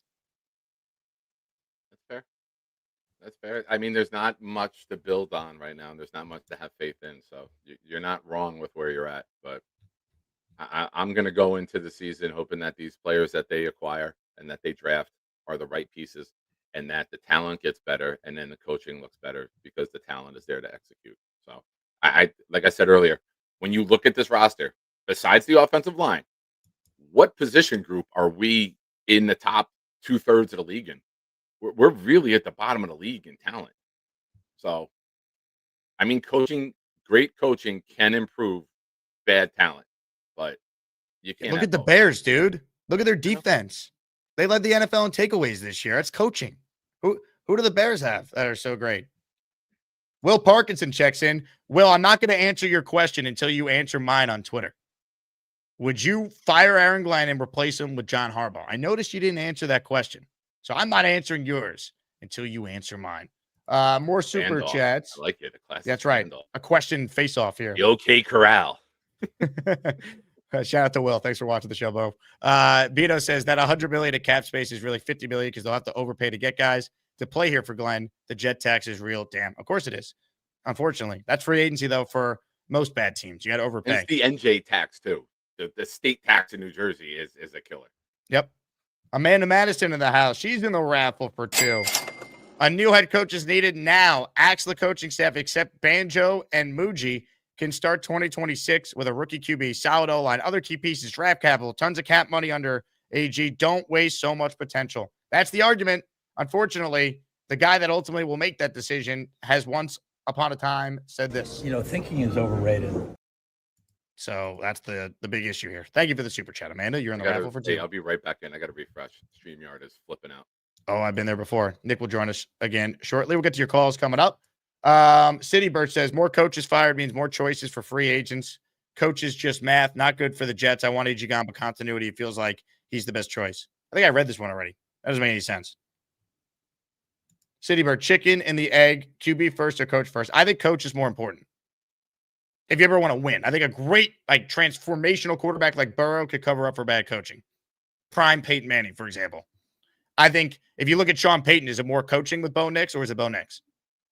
Right? I think there's your answer. I think it's coaching. Mike Vrabel with Drake May. Drake May was there last year. Ben Johnson with the Bears. Trevor Lawrence is the best example. He's on his 3rd coach. Finally playing like the generational guy they said he would be. Kale with a super chat. Need to get lucky where Woody accidentally trusts the right people the way Dolan accidentally trusted Leon. Organization's a mess, but I like Muji. Well, that's really the key.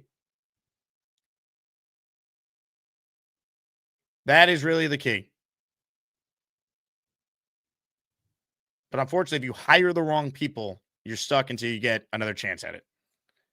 Jets Johnny says, and we'll bring Nick back on. Hey, Jake, what specifically does Cliff Kingsbury do well and you have seen in his 28-37-1 record that makes you so confident? Well, one, I think he's automatically better than Glenn. I'll start there. I'll take him because he's not Glenn. Two, A low bar he's- though. Well, of course, but two, he's an offensive guy who's been a head coach before. I think some of his issues in Arizona are correctable ultimately.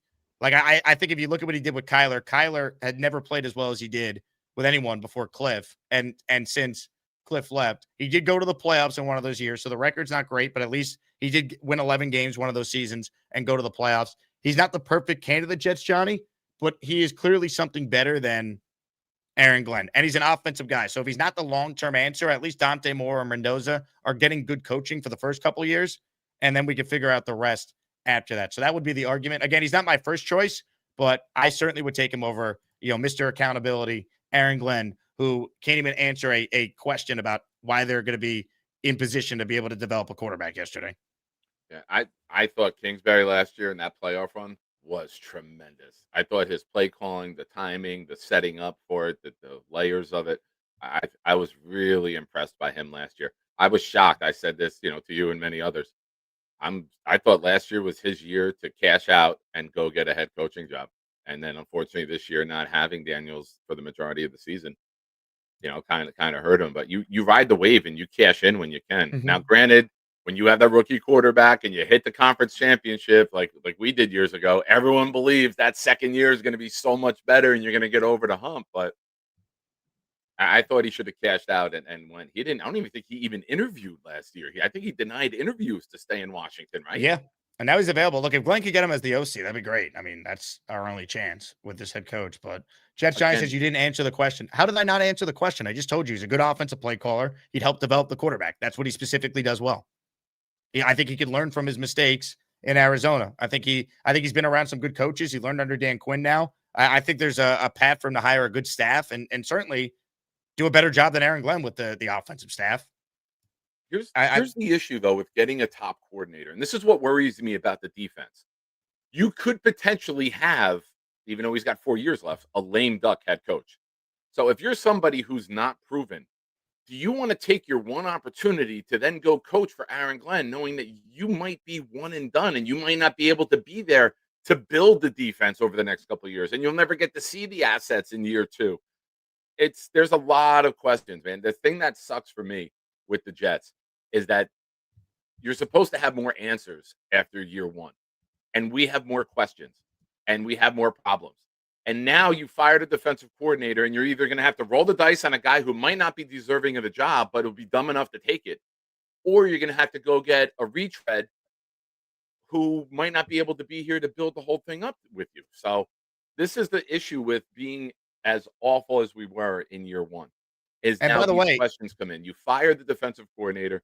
Nick, he's on the hot seat already. He is. Like the money's not a factor now. Like again, if the Jets start 1-5, he'd be 4-19. Where the Titans of last year, I think Woody will potentially have to fire him, in the middle of the season again. Like that's where this could be headed if they don't turn it around quick. They need to get off to a good start. I'm very nervous about who's going to be this DC. It's going to be somebody we don't expect. It's not going to be a big name, and I think everyone and if that's true, that's to be disappointed. You're arguing for him to be fired. Then that's what I think. Yeah. So say he should be fired because if that's what you believe, he should be fired. I told you I'm not. I don't have a rooting interest in it either way. I told you, and I've said to many others on my show, if I woke up Monday morning and there was messages coming in on Twitter that he was fired, I'd be like, all right, I could see the logic in it. If I woke up Monday morning and those messages weren't there, I could say, all right, I could see the logic in it. I don't have a rooting interest either way for Glenn to be fired or to be retained. I could see the logic on either side of it. Now that he's here, I'm going to root for the best. That's what fans do. We root for the best. Of course. Bill Holmes. I've said that. Also, Jets Johnny, who says Cliff has had multiple chances, but Glenn can't get. He's been an NFL head coach once for 4 years in Arizona. That's not multiple chances. What he does in college is not relevant. Talking about him as an NFL head coach. And if you want to bring up his college resume, then mention the fact that he's worked with Patrick Mahomes. He's worked with Jaden Daniels, Caleb Williams now. Right? Like he was again, he's got experience with quarterbacks. That's the appeal of him. Yeah, he developed Murray. He was there for Daniels. I think, yes, if you can get, and I think Engstrand, with all the film breakdowns we've seen from Blewett and others throughout the season, I think there's some good things on film. And I think that the scheme has guys open. And I think that better quarterback play will make this offense cook. And no pun intended with Brady. But I think good quarterback play will make this a lot better. However, if somebody like Kingsbury wants to come here, I'm good. Angstrom, Turner, pack your shit. It's kind of funny how Jets Johnny is so against Cliff Kingsbury. I'm not saying I love Cliff Kingsbury. I'd rather Mike McCarthy, John Harbaugh. I'd rather even honestly probably go like Clint Kubiak and try the bright offensive guy for once. Like it's Aaron Glenn, dude. He's bad. Like you're simping for a 3-14 coach that will be fired a year from now, if not in the middle of next season. So stop. Again, I'm not like the biggest Cliff Kingsbury fan, but I'd love to have him as the OC. I don't think it's going to happen, though, so that's the problem. Let's see. Some memberships here. Marvelous in the house. Thank you, Marvelous. He's in our Freeman McNeil jersey raffle for 5. I know it's hard to say. Just trust me, have faith in what we're doing. Trust me, we're going to give away a jersey today on the program. Tom Roseman in the raffle for 1. Thank you, Tom. V-Man checks in. I will say Harbaugh could build a coaching staff that could produce a head coach. Unlike the other AFC North head coach you foam at the mouth for. V-Man, Aaron Glenn is currently our head coach. We don't have any right to criticize Mike Tomlin. Enough said. City Burt writes in, Cliff is known for Mahomes, Gase for Peyton. Let's not make the same mistake. Again, would you rather him or Glenn, though, is kind of my point. He's not my first choice, but he's a good offensive coordinator, a good offensive mind. At least we develop our quarterback properly. Tank for Ty writes in, Ty Simpson just declared for the draft. Moore will go back to Oregon, and Ty will fly up draft boards. Get on the Simpson train, people. I don't know if Simpson will go as high as 2, but he could be an option with the Colts pick. You're not wrong, Tank for Ty. If Moore goes back and you have to say Mendoza goes 1, you're going to take the quarterback there. And even though it might not be deserving, you don't roll the dice and you don't play the waiting game or what if. And quarterbacks always rise. Now, I'm not big on Simpson, and I've said this. I'm a Georgia guy. It has nothing to do with the rivalry. I think he was really awful on film from October on. I know he made some nice throws earlier in the year. He's got some nice moments that flash, but he was exposed and awful time and time again against Georgia, against Indiana. It looked disgusting. It looked like New York Jet football. I don't want that. I want someone that fit right in. Bring us up. Yeah, I don't want someone that fits in with us. I want someone that raises the level. Wouldn't that be something? It's gonna be fascinating to see where he goes. What concerns me about Simpson is he's gonna have to sit. Like this guy played a year, and he's 23. I thought he was 20 and Moore was 23 by the way of their play. Well, he never Moore transferred. Is so he's much rare. more advanced at 20 years old than Simpson is at 23. Now you're 23. You only have 15 starts. That to me is there's too many red flags with Simpson. Yeah, the 1 year thing is the biggest thing for me because he started 15 games in college. That's like Mark Sanchez. It's a short list of quarterbacks that start that little that ended up being great players. It just is. Not saying it can't work, but that's part of all this. Hit the like button if you guys are tuning in. We have almost 800 of you watching live, which I certainly appreciate. Best fans in sports. That's obvious. I mean, come on now. This fan base just finds a way.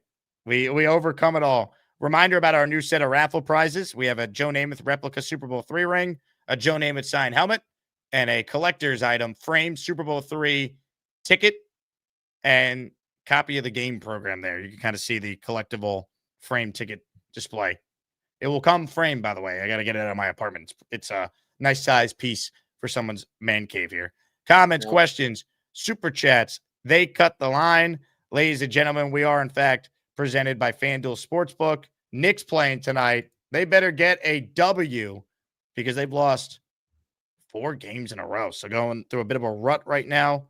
We'll see if they could bounce back. Knicks tonight, 4.5-point favorites at the Garden against the Los Angeles Clippers. All right, let's now get to some of your calls, shall we? And let's start it off with the leader of the Aaron Glenn fan club. Ladies and gentlemen, let's introduce him properly.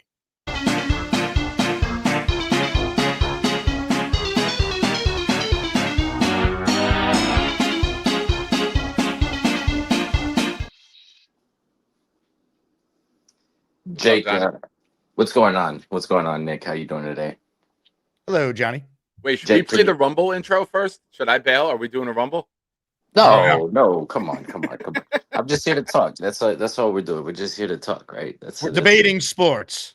We're debating sports, right? Well, what we're doing here is we're exposing like this double standard that we have for Aaron Glenn that we don't have for other coaches, right? Because for Aaron Glenn, there's no contextualization.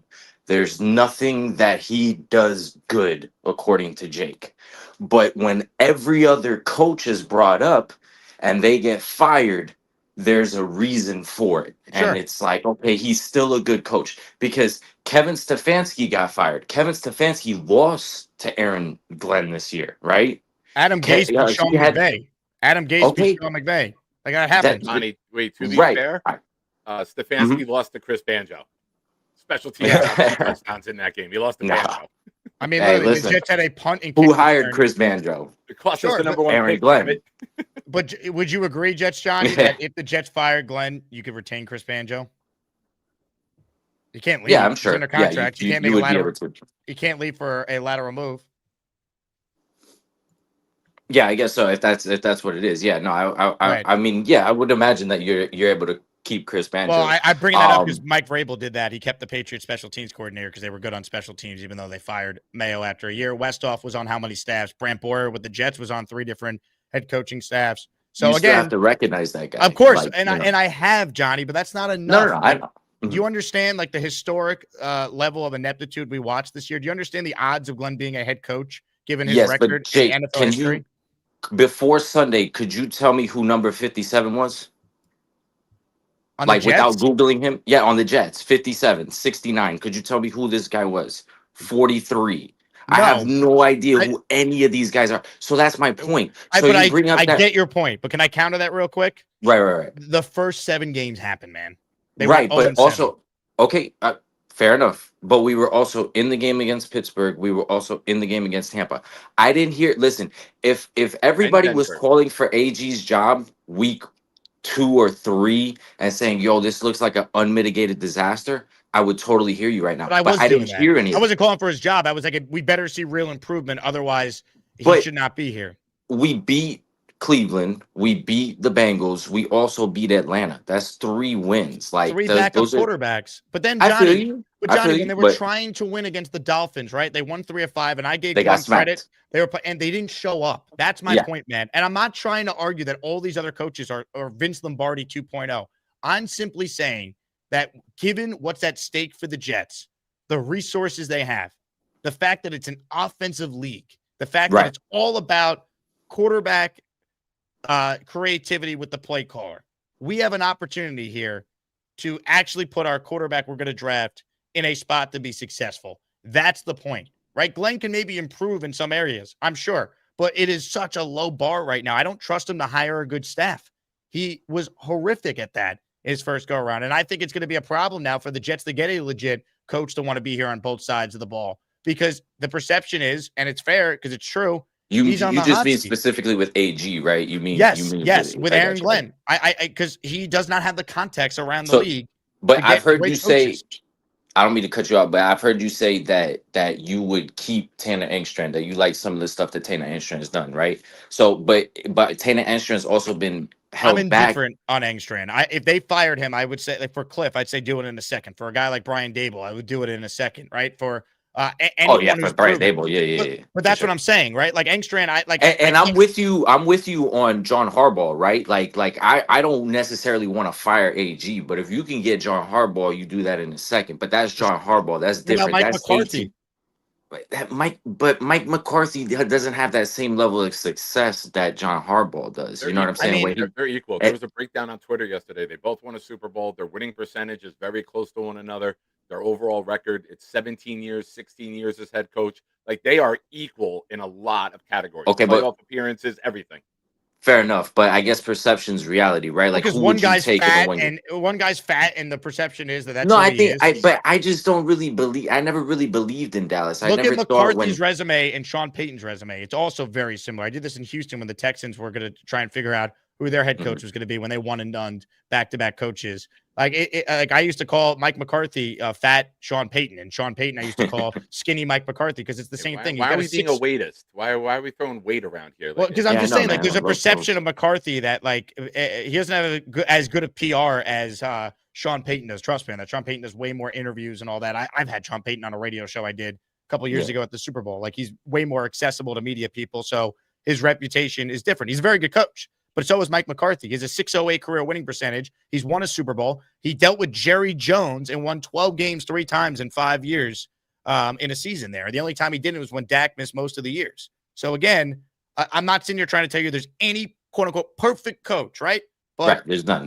People were trying to knock Mike Vrabel last year. Where's Jay, right? 3 siblings Jay didn't want Vrabel. He didn't want Vrabel, right? Oh, look at his record at Tennessee. He was like 9 and something over his last whatever games. It's like, yeah, man, because like these things kind of happen. Sometimes it goes stale with an organization. The organization could be bad, but it's like you need a proven coach for where the Jets are at. The Giants are about to rectify their ineptitude with one hire. This could be the Jets this offseason, man. We don't know if Glenn is ever going to be a good coach. Odds are he won't be. History is not on his side. Again, I'm just using data here and my eyes.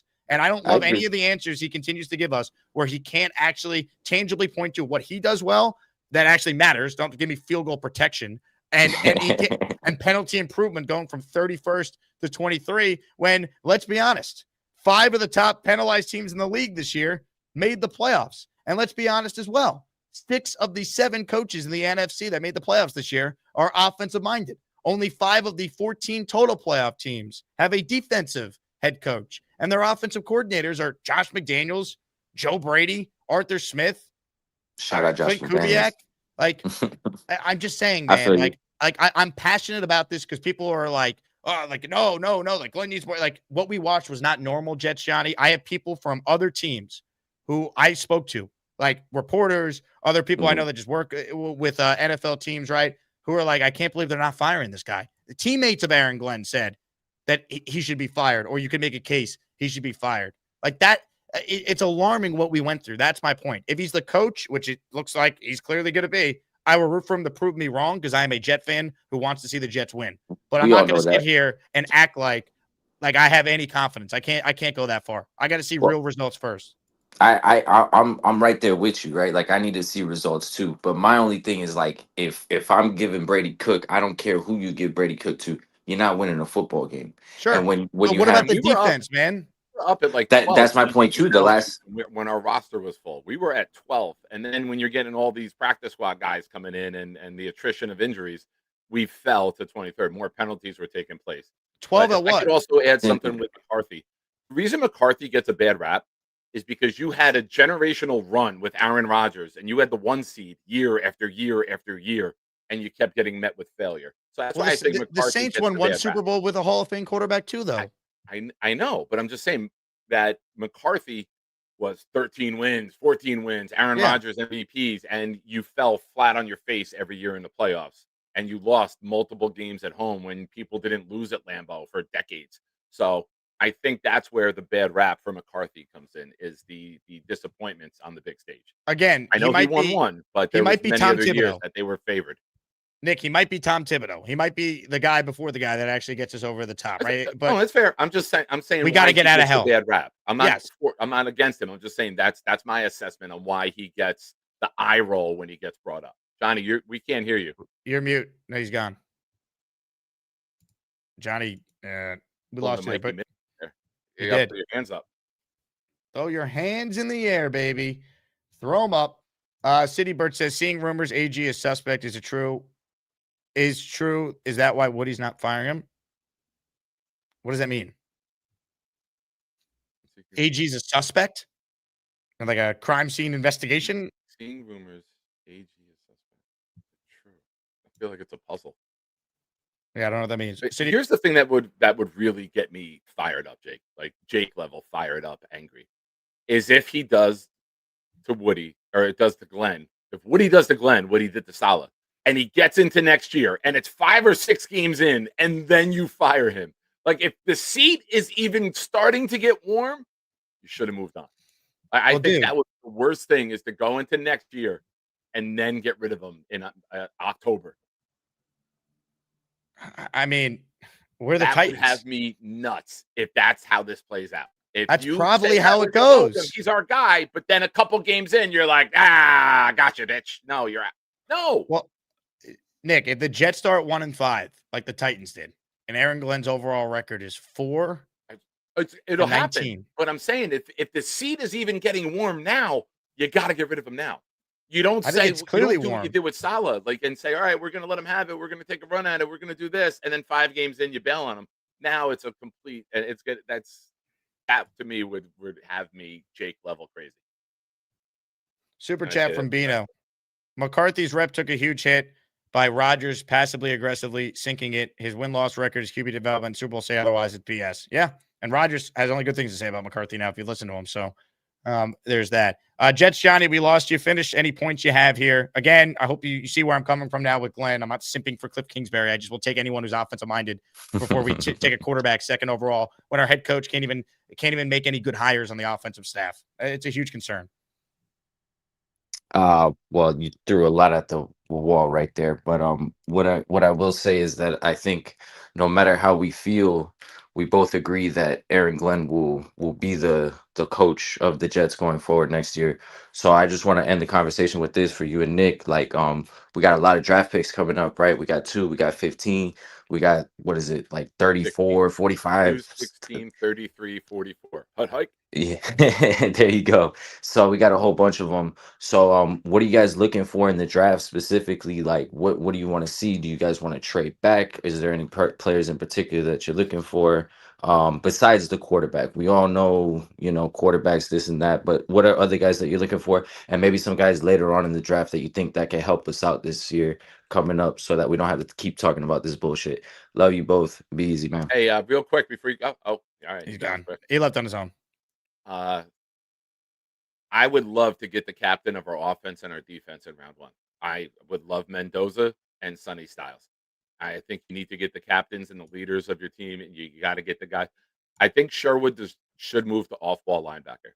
I think he's overwhelmed as the Mike making the calls, and I think I would rather have him with his abilities and his skill set to run and cover the tight ends and the running backs and not worried about being the brains on the field. Let's get a true Mike in the middle of the field, like a Styles, a CJ Allen, and then with Mendoza and him. Now, I feel we got to get better in the trenches with the second round picks. And now that 33rd pick, every single team is going to call the Jets on day 2. The Jets could be in a great position to make bank here because there might not be a player that they have valued highly that fell out of round 1, but somebody else might. That 33 pick is really valuable to have in terms of maneuvering if they decide to do so. Granted, they could use that and they can do the opposite, right? They could jump up into late round 1 to get a guy that they feel they want to have and have that 5th-year option on. So having that 33rd pick is really, really a thing that we can capitalize on. But I want to build the trenches. I want to go get a defensive tackle if McDonald falls from Ohio State, the big guy from Florida. I forget his name right now. And Washington from Oregon. Those are guys that I want to put next to Briggs. And if we don't sign AVT and we let Simpson go in second round, go get me a center, go get me a guard, finish this line. You can't half-ass it. If Simpson decides to go elsewhere, if you don't give AVT a deal, I gotta have my line built, especially for a young quarterback. I am huge in free agency that I keep saying, if Baltimore is dumb enough to fuck around, make them find out, go get Tyler Linderbaum. Pay him massive money in year 2 when we have $207 million available, roughly, whatever. Make that contract so that in year 2, I don't care if you pay him 4 years, 100. I don't. Every time the Jets have been good, we've had an elite center. Over the last 30 years, it's been Mawai and then Mangold. Those are the only times we made the playoffs when we had a top center. Go back, get one. If they let him hit free agency, you pay him like a tackle. I don't give a shit. You're going to have a rookie quarterback on a cheap deal. Quarterbacks are getting $55 million a year, some more. If you pay your center 25 and your quarterback rookie is getting 15, you're still only paying 40 for that combination. And then it's a 4-year deal. You flip it. Then you pay the quarterback if he hits, and then you go draft the center and after your quarterback is established. but go get the center in front of him. Yeah, I would have no problem with that. I still think Very the Ravens passionate keep him. about the trenches, Jake. I'm sorry. Yes, it's all fair. I think it's impossible to answer that question until you see how free agency goes. Right? What's the Jets' play? How do we know Moore goes back to school, let's say, and the Jets then don't trade for a veteran quarterback we're not thinking of? Like, there's just so much that could happen. It's tough to project what to do with the first-round picks and the 2 top picks in round 2 till you see free agency and specifically the plan at quarterback, because that is the key to everything here. Let me get caught up on Super Chats, and then we got to be quick with the calls. I'm not doing a 3-hour show today because I got a lot I got to take care of after the show. But I do want to mention this for those who tuned in late. We have a watch party for the Bills-Jags game, Jags, Jags, as Nick Shine said earlier. T-Squared Social, John Jastrzemski from The Ringer will be hanging out with us, and he's on SNY every night too on Honda Sports Night. So come watch the Jags and the Bills. There'll be a halftime raffle, free event. It's at T-Squared right in Midtown. You can take the train next to Grand Central, easy to get to. We'll be hanging out, watching the game, giving away some swag, and it's free. Just RSVP if you want to go. The link's in the description, and I will post it in the live chat for those who are tuned in live right now. Smash that like button if you can. We're only at 240 likes, and we have 750 people live watching, at least on YouTube right now. So let's get those numbers up. I appreciate all of you. Frankly says, McCarthy was instrumental in Rodgers' ascension, and Dak played really well while he was there. If he could develop a QB, he's worth it in the interim. Amen. Amen. Exactly what Nick and I were saying. V-Man says Harbaugh went to the University of Miami, Ohio. Who else went to that university? Weeb Eubank. They don't call it Cradle of Coaches for nothing. Isn't it where Ben Roethlisberger went? It is. Yep. Good nugget, V-Man. I love that you know that. City Burt says, take McDermott at the Bills are one and done. I prefer the offensive coach, but there's no doubt he's a very good coach. He's hired 2 different OCs. They've been able to develop Allen. I just think the Jets need offense if we're gonna do that. I don't think we're moving on this year. Yeah, it's not gonna happen. No matter who, we're not moving on this year. We gotta accept that, and we gotta look forward. I think McDermott. I think he's should be fired. I think, and not if that they he's lose, a bad coach. Yeah, when you get to this point, year after year after year, and you can't get over the hump, it's the old Tony Dungy thing in the Bucs. You bring the right coach in, you can go to the Super Bowl with that team and that roster and that quarterback. I think that McDermott is going to get Tony Dungy. They're going to move on. They're going to bring in the right guy, and then they're going to go to another level, which is scary. Yeah, I mean, if the Bills job opens, why wouldn't Harbaugh go there? If I'm Harbaugh, I'm at least waiting. And by the way, the Giants got to complete the Rooney Rule process, so it will take a little bit. I would wait to see if the Bills get eliminated Sunday. And if they do, if I'm Harbaugh, I'd go to Buffalo. I mean, that'd be crazy, but it would make a lot of sense. Let's see. Barney says, say Fat Rex was better. Yes, absolutely. It's true. 4X sweater vest Rex was the greatest. When he went down to a 2X, it was not fun anymore. Yeah, the skinnier Rex got the worse the Jets became, unfortunately. We're looking at QBs other than Moore and Mendoza. Of course, they're going to look at all the quarterbacks, of course, but the priority is going to be the consensus top guys, which is Mendoza and obviously Moore. We'll see if Moore declares. I still think he probably will. Spencer Green says 15th is the deadline. I think the 15th, which is before the national championship. If Oregon wins, though, it's the 23rd after the national title game. Oh, okay. It does push back. Yep. If you're in the game, it does push back. Yep. Okay. Spencer Green says AG nailed 2 of the 3 major hires. Simple. We need a good DC. He did not. You cannot sit here and tell me that Engstrand was nailed when you have one of the worst passing attacks in NFL history. He's done some good things. He needs to surround himself, if he's here, with better staffing that can help him. Like, you can't sit here and say Engstrand was a nailed hire. You're delusional, Spencer. You're absolutely delusional. And I'm not going to listen to that. You could say you're encouraged by some things Engstrand did, but don't sit here and tell all of us that he nailed that hire when objectively it's not true. See you later. Now look what you've done. No more protection from the Asmaniacs. Had to pull you out of the chat and cast you down with the sodomites. Some time in here will feel like you've been run over by the lane train. You understand me? You catch my drift? Give him another 24 hours to think about it. See ya. Peter W. says, love Freeman. He was my earliest memory of a Jet player. Put me in, Jake. Love that, Peter. I got you in for 5. Thank you for supporting this show.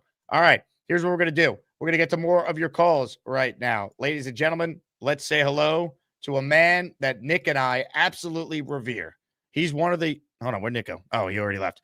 No, I'm just kidding. He's one of the all-time greats. Ladies and gentlemen, it's time. Hello, I'm Mikey. I'm Bobby's little bro. Have you seen Jake Graves? She's so beautiful. I love my boy Jake, but not in a gay way.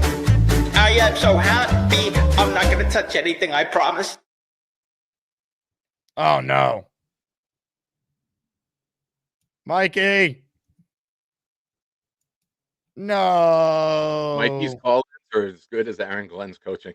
Oh, man. I'll take Mikey's calls. Hi, everybody. This is Bob from Vermont. I am Bob, of course. Mikey, try to call back, my man. We love when you are a part of our crazy universe here. I love that Gator Unreal. made that video 3 times. For me, you, and Addie all throw Bobby out. Needs to be used. Hey, Pork. Hey, guys, what's up? So it looks like we're stuck with Glenn. So moving forward, these 2 quarterbacks, I'm really not sold on Moore. I don't like the time. Like, he's too short in time for me to make an evaluation. What do you guys think? More? Yeah. I'm hoping that the Raiders love the ceiling for him and draft him on the ceiling. I think that a 20-year-old we can develop, and I love Mendoza's smarts. I love that Mendoza plays within the system. I love that he doesn't have an ego. He doesn't have to throw the ball 50 times a game to be efficient and effective. And I just think that bringing a guy in who, when we're probably going to lean on the run, and then you build the plan around Mendoza's skill set. And I think Moore can be great down the road, but I think Mendoza can play right away, Pork. And New York Jets fans, New York Jets media are not going to be patient and let Moore sit and learn and develop. They're going to want to throw him into the fire right away. And they're going to say, why the fuck did we mess up another quarterback? I don't get it. It's a Jets. It's a Jets. I think Moore's got to sit a year. So Yeah. I don't think that's a good fit for the Jets with where we're at and where this fan base is and the angry South Park mob out in front of MetLife. Well, I think we're going to have to bring in a bridge quarterback as well if we go with Moore. But no matter who, you need a vet, no matter who. So you think it's a guarantee we're going to go with the quarterback at number 2? If Moore and Mendoza both declare, yes, no brainer in my opinion. It's just a matter of who falls to us. And you got to pray it's not the Manning Ryan Leaf where one is great and the other one is Or Wilson, Lawrence Wilson, right? I mean, we got the worst end of that. But then we have another pick in the first round, and I'm really thinking we need a middle linebacker. I mean, I know you're right about the center position too, but the middle of the field in that middle linebacker position is definitely imperative. We need somebody back there. If it's a hard-hitting free safety or a middle linebacker, we need a guy there that's a man that could take command of that defense. I said earlier, my dream draft is Mendoza and Sonny Styles at 2. Yeah. I don't even care if we got to jump up a couple spots from 16 to go get Styles. If we can get the leaders of our offense and our defense in the same draft, that could be the beginning of the ship starting to get a little momentum turning. Well, at least we'll have, we could see a little crack of sunlight coming through the blinds, and maybe it'll get better no matter, because Glenn's going to be here, it is what it is, but we need to build through this draft, and maybe the team will ignore him and just say, I just can't ignore that fact that he's the coach. You know what I mean? It's like driving a brand new car with a busted windshield. I hug him every day. I hug him every day.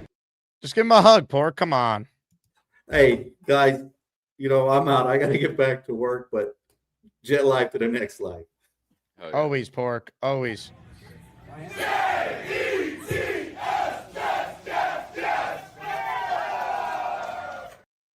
Great comment. You can hear it. If you listen closely, you can hear Jags.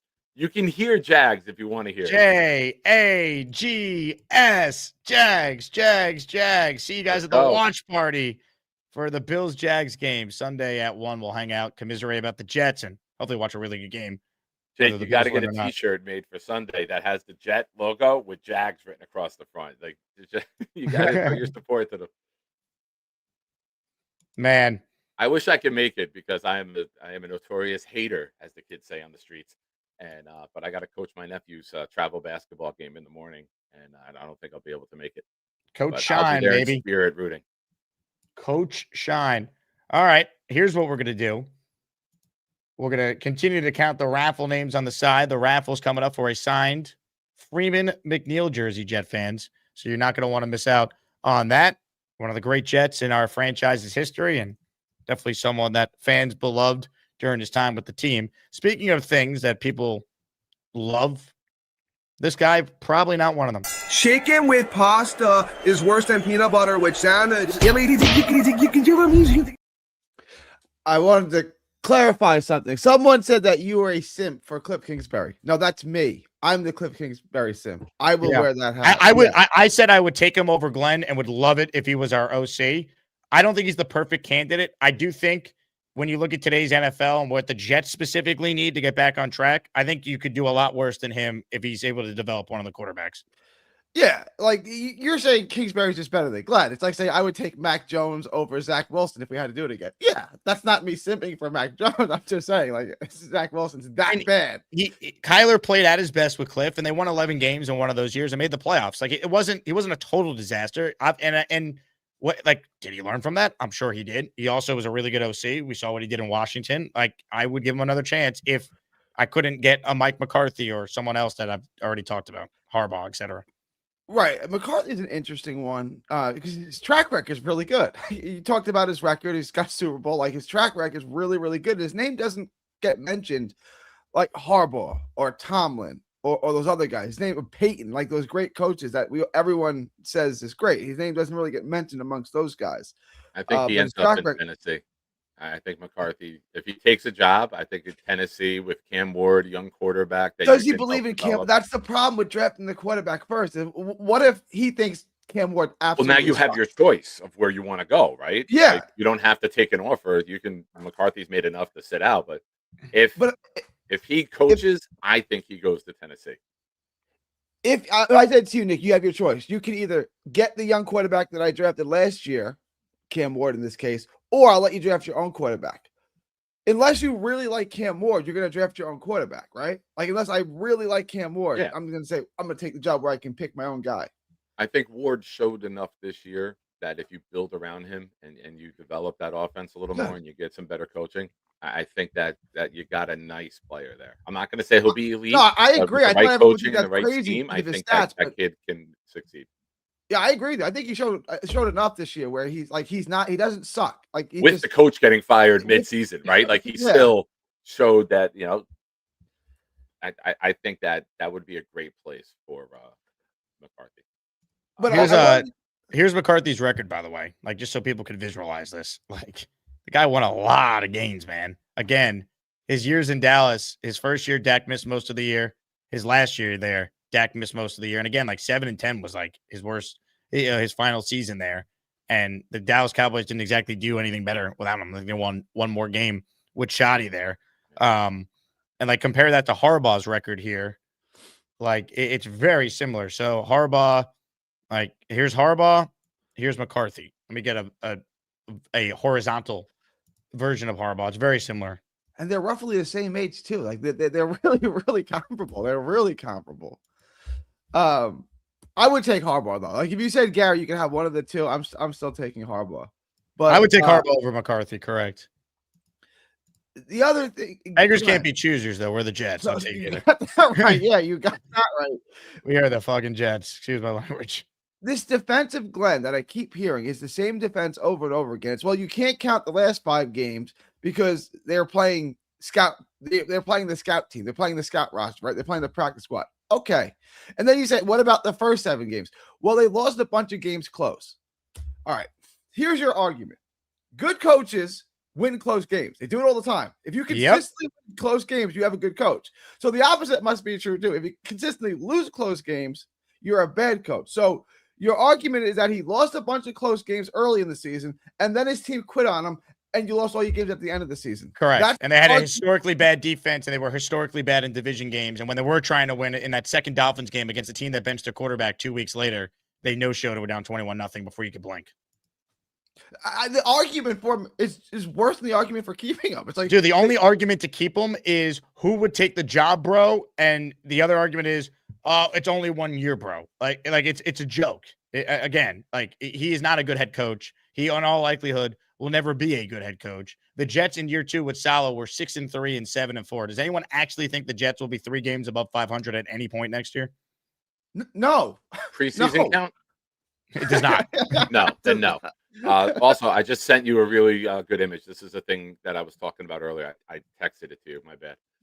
Gary, shout out to you for wearing the Mr. Bonesy uniform. I like it. Looks good on you. Yes. I always wear this. This. I know. It's black T-shirt and the chain is Bonesy 101, baby. Yeah. Here's McCarthy versus They are Harbaugh. like identical on every level. Oh, wow.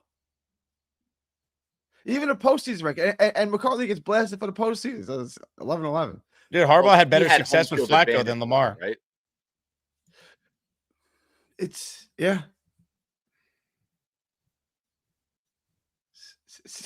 It's staggeringly close. It is staggeringly similar. It's remarkable how identical it is. But like McCarthy's a McCarthy guy with that 2 ties is an interesting nugget. 2 ties as a head coach. That's wild. you can like try to cope and say that we can get Harbaugh. I think the chance of getting Harbaugh is like slim to none. Like if you could get McCarthy. Yeah, that's the thing, exactly. That's my. You can get McCarthy. Yep. If you gave me Gary plus 900, we land John Harbaugh. I still wouldn't take the bet, right? McCarthy, you can go hire McCarthy. You get fire Glenn today, hire McCarthy in 2 days from now. You could get McCarthy. That's why, like, that seems more realistic to me. Or Kingsbury. You can get Kingsbury tomorrow now.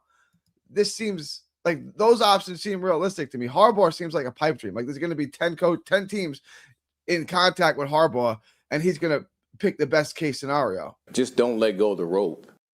No, we got Glenn. We got Aaron Glenn, baby. That's all I got.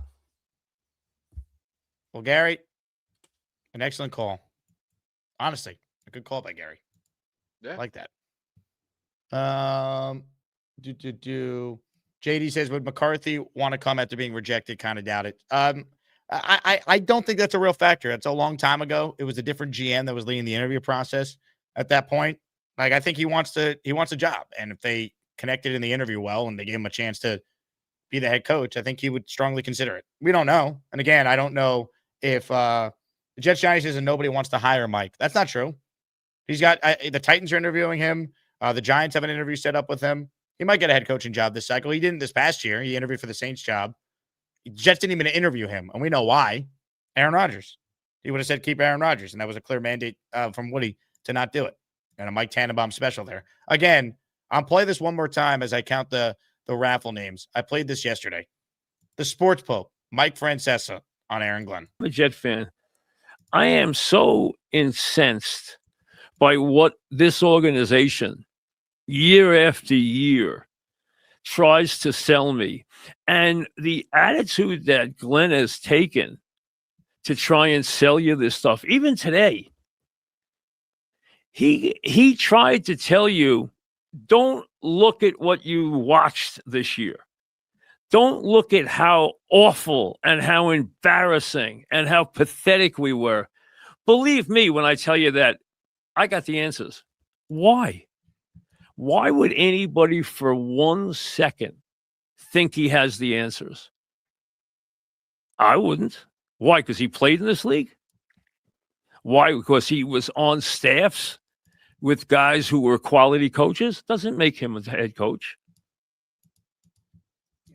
That's the problem. That's the problem. Instead, it's trust me, bro. And I know it's hard to say. Just trust me, have faith in what we're doing. I've never heard somebody who sounds like they are in pain speaking like Francesa. He sounds like it hurts physically for him to talk. I've never been a fan. He's Those actually the chompers. reason I stopped listening to like New York sports talk years ago. On Really? that station. Yeah, him and somebody else that you have on were rough listens for me. Those chompers are something for my Yeah, they are. Those veneers. That's it. Nick Shine At Nick Shine Show in the raffle for not one but two. I see here. Hey now. We are mama way. Is You that ruined not it. top I want my trolling? money back. I want Is my that money not back. top Damn it. trolling? You don't like Joe B, and I play a Joe B drop for your memberships. That's ultimate. I expect a $10 Venmo. I'm a pro's pro. All right, it's almost time for the raffle. But ladies and gentlemen, we can't do any of that before we check in with the man himself. Ladies and gentlemen, stop what you're doing. Get close to your screens and listen up. You could kiss my big ass. Woo! Mike McCarthy, if he goes to the Giants, then we're gonna have to start really thinking of options. Maybe Harbaugh is the option. We gotta get him now. It's time. It is time. I'm sick of this dog shit team. This dog shit team has done what? Jack shit all year. They've been too busy stringing the cheese and playing with the rope and going, don't let go of the rope. What rope are you talking about? What are you talking about by don't get go of the rope? Don't let go of the rope. Your whole goddamn team let go of the rope because why? No communication. There's no teamwork in that locker room. This whole team looks like it's shot to shit. And you know what half that team does? They look like they're in the fog. My grandfather once said these words. Was your head in the fog or your head up your ass? Half this team doesn't know what the hell they're doing. That's why I say I think it's time to start getting some new players with some attitude. Because this team does not look like they have it. They look like they're either stuck in a rut, can't even get their head out of their ass, or their brains are somewhere in the damn ditch. You think so, Beast? It's embarrassing. And Hey, Ryan says he can't take you anymore. He says, make 0 sense ever. Go take a bus ride, pal. Tell him to go fuck himself. Whoa, hey. Oh, the glasses are off. It's time to get serious. You think I've had Take a just deep enough? breath. Relax. You think I've had just enough? Take a deep breath. Relax. Let's look at it. You look like an elite bowler. We can't even get our acts together. Woody's with his head up his ass going, oh, I gotta give his 805 hug. 805, you hug your ass. Hey, B, say, who do you think you are? I am. Who the hell do you think you are? I am. I think it's time this team needs to get their head out of their ass and start realizing, hey, you come up here, this should be a team that should be fighting, not standing like playing with dolphins going, do we? What are we doing? Watching Flipper or what are we doing? Hey, Jay Petito's in the raffle for 2. Thank you, Jay. I got you. I can't wait to see what Gator does with Neil said it. I said it. Everyone else has said it. Time to grow balls. And I mean balls. Big set. I'm talking grapefruit-sized balls. You know what I mean? I don't like grapefruit. I don't like nuts. I don't like seafood because I get allergic to it. And sure, I'd break out in goddamn hives because I got problems with that. This team needs a foot in the ass. Go get Harbaugh. Not hard, Woody. Stop acting like you're on dementia because you're 79 years old and you're living in dementia going, screw you, man. You know, thinking is overrated. Thinking's overrated my ass. How about you learn to think for once and get goddamn Harbaugh? Get him. Do it now and stop wasting my time. Well said. All you're doing is sitting there playing your bullshit. Well said. Hey, Beast, send us. Go ahead, Nick. You got something to say? You having a good day, buddy? A little bit. Hey, Beast, show the back of the shirt, big fella says. Oh, my goodness. Yes. Stand up. There we go. Oh, yeah. Number 66. Oh, Gabagool. Yeah. Hey, no. Oh, don't worry. How many Don't X's worry. in that? Oh, Nick, your name is on the list for the BBQ. The barbecue. Oh. Yeah, you're on the list Okay. for the barbecue. When? For the Bears-Jets game. You're in. All right. I'll be Thank putting a you. list I'm honored. together in the coming months, but let's get to the raffle. I'm going to be passing through Illinois on a summer road trip in July. So maybe I could be the first to stop by. Yeah, maybe I'll be the first to stop by the beach I'll tell you what. Maybe I'll do a drive-by for everyone to let you know the situation, if it's safe or not. I'll throw some burgers. How about there's a rock. I'm not gonna ignore that. I'm not talking about that. We're gonna throw some burgers on the grill. How do you want your burger, Nick? Do you want medium rare? Or do you want Give me a well few done? months to think about it. I'm not sure. Give me a few months to think about it. Yeah, because we're gonna make burgers. Oh yeah, good burgers. All right. You want yours medium or do you want yours well done? Who wants meat well done? What do you think of me? Of course, it's medium. Oh, very good. Very good. Calm You're your medium. freaky down. That's good. And then let's see. You like coleslaw? I do not. Okay, good. I know me. That had a kick to it. I'll throw some chicken on there too, some barbecue chicken, and also I might do something that the one guy's been doing. We're gonna make some you know what. It's like I gas right now. Let's just go to the raffle. Just go to the raffle, please. It's time to announce the winners of the weekly Asmaniac raffle. Let's spin the Jake Asman Show Wheel of Champions and find out which Asmaniac is winning an epic prize. Oh, yeah. Now that was a beast call, folks. Ladies and gentlemen, I have in my hand a signed jersey by Jets legend Freeman McNeil. If you are the winner, you'll have to email me, asmanjake@gmail.com, your name and address so I know where to mail it to. Again, thank you guys for your support. You somehow make being a Jet fan tolerable. You guys are the best, but only one person can win today. Maybe it's Nick Shine who's in this raffle. Maybe it's not. We find out right now, Nick. Are you ready? I'm ready, Jake. Let's do it. Okay, here we go. Your winner is...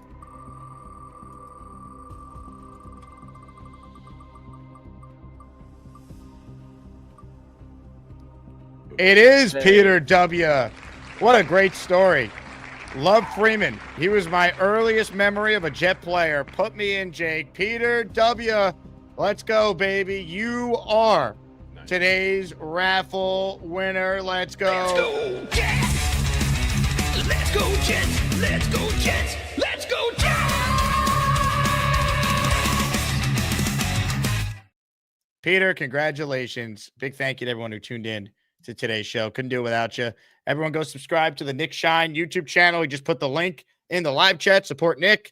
Does a great job always coming on with us every week. He's going live at 12:30 today, so check that out if you're seeking more Jets content. We'll be live in the 4 o'clock hour this afternoon. Certainly got a lot to cover with the coaching situation, mock drafts, Jets search for a GC, a whole lot more. So I'm looking forward to it. Nick, you're the man. Thanks for coming on as always. Thanks for having me, bud.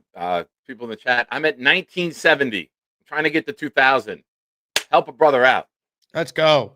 Let's go. Get him there, everybody. people. Thanks Get for him there. having He's Nick Shine. I'm Jake Asman. Like the video.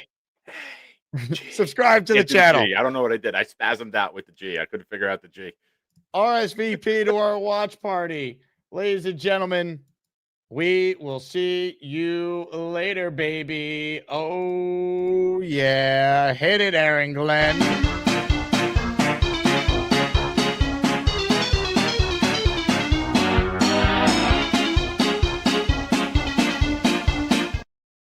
Oh, hi. Jake wants me to ask you to click on the like button. That's right, Lane. And if they don't subscribe to the Jake Asman Show, this team may never win another game. Let's go, Jets.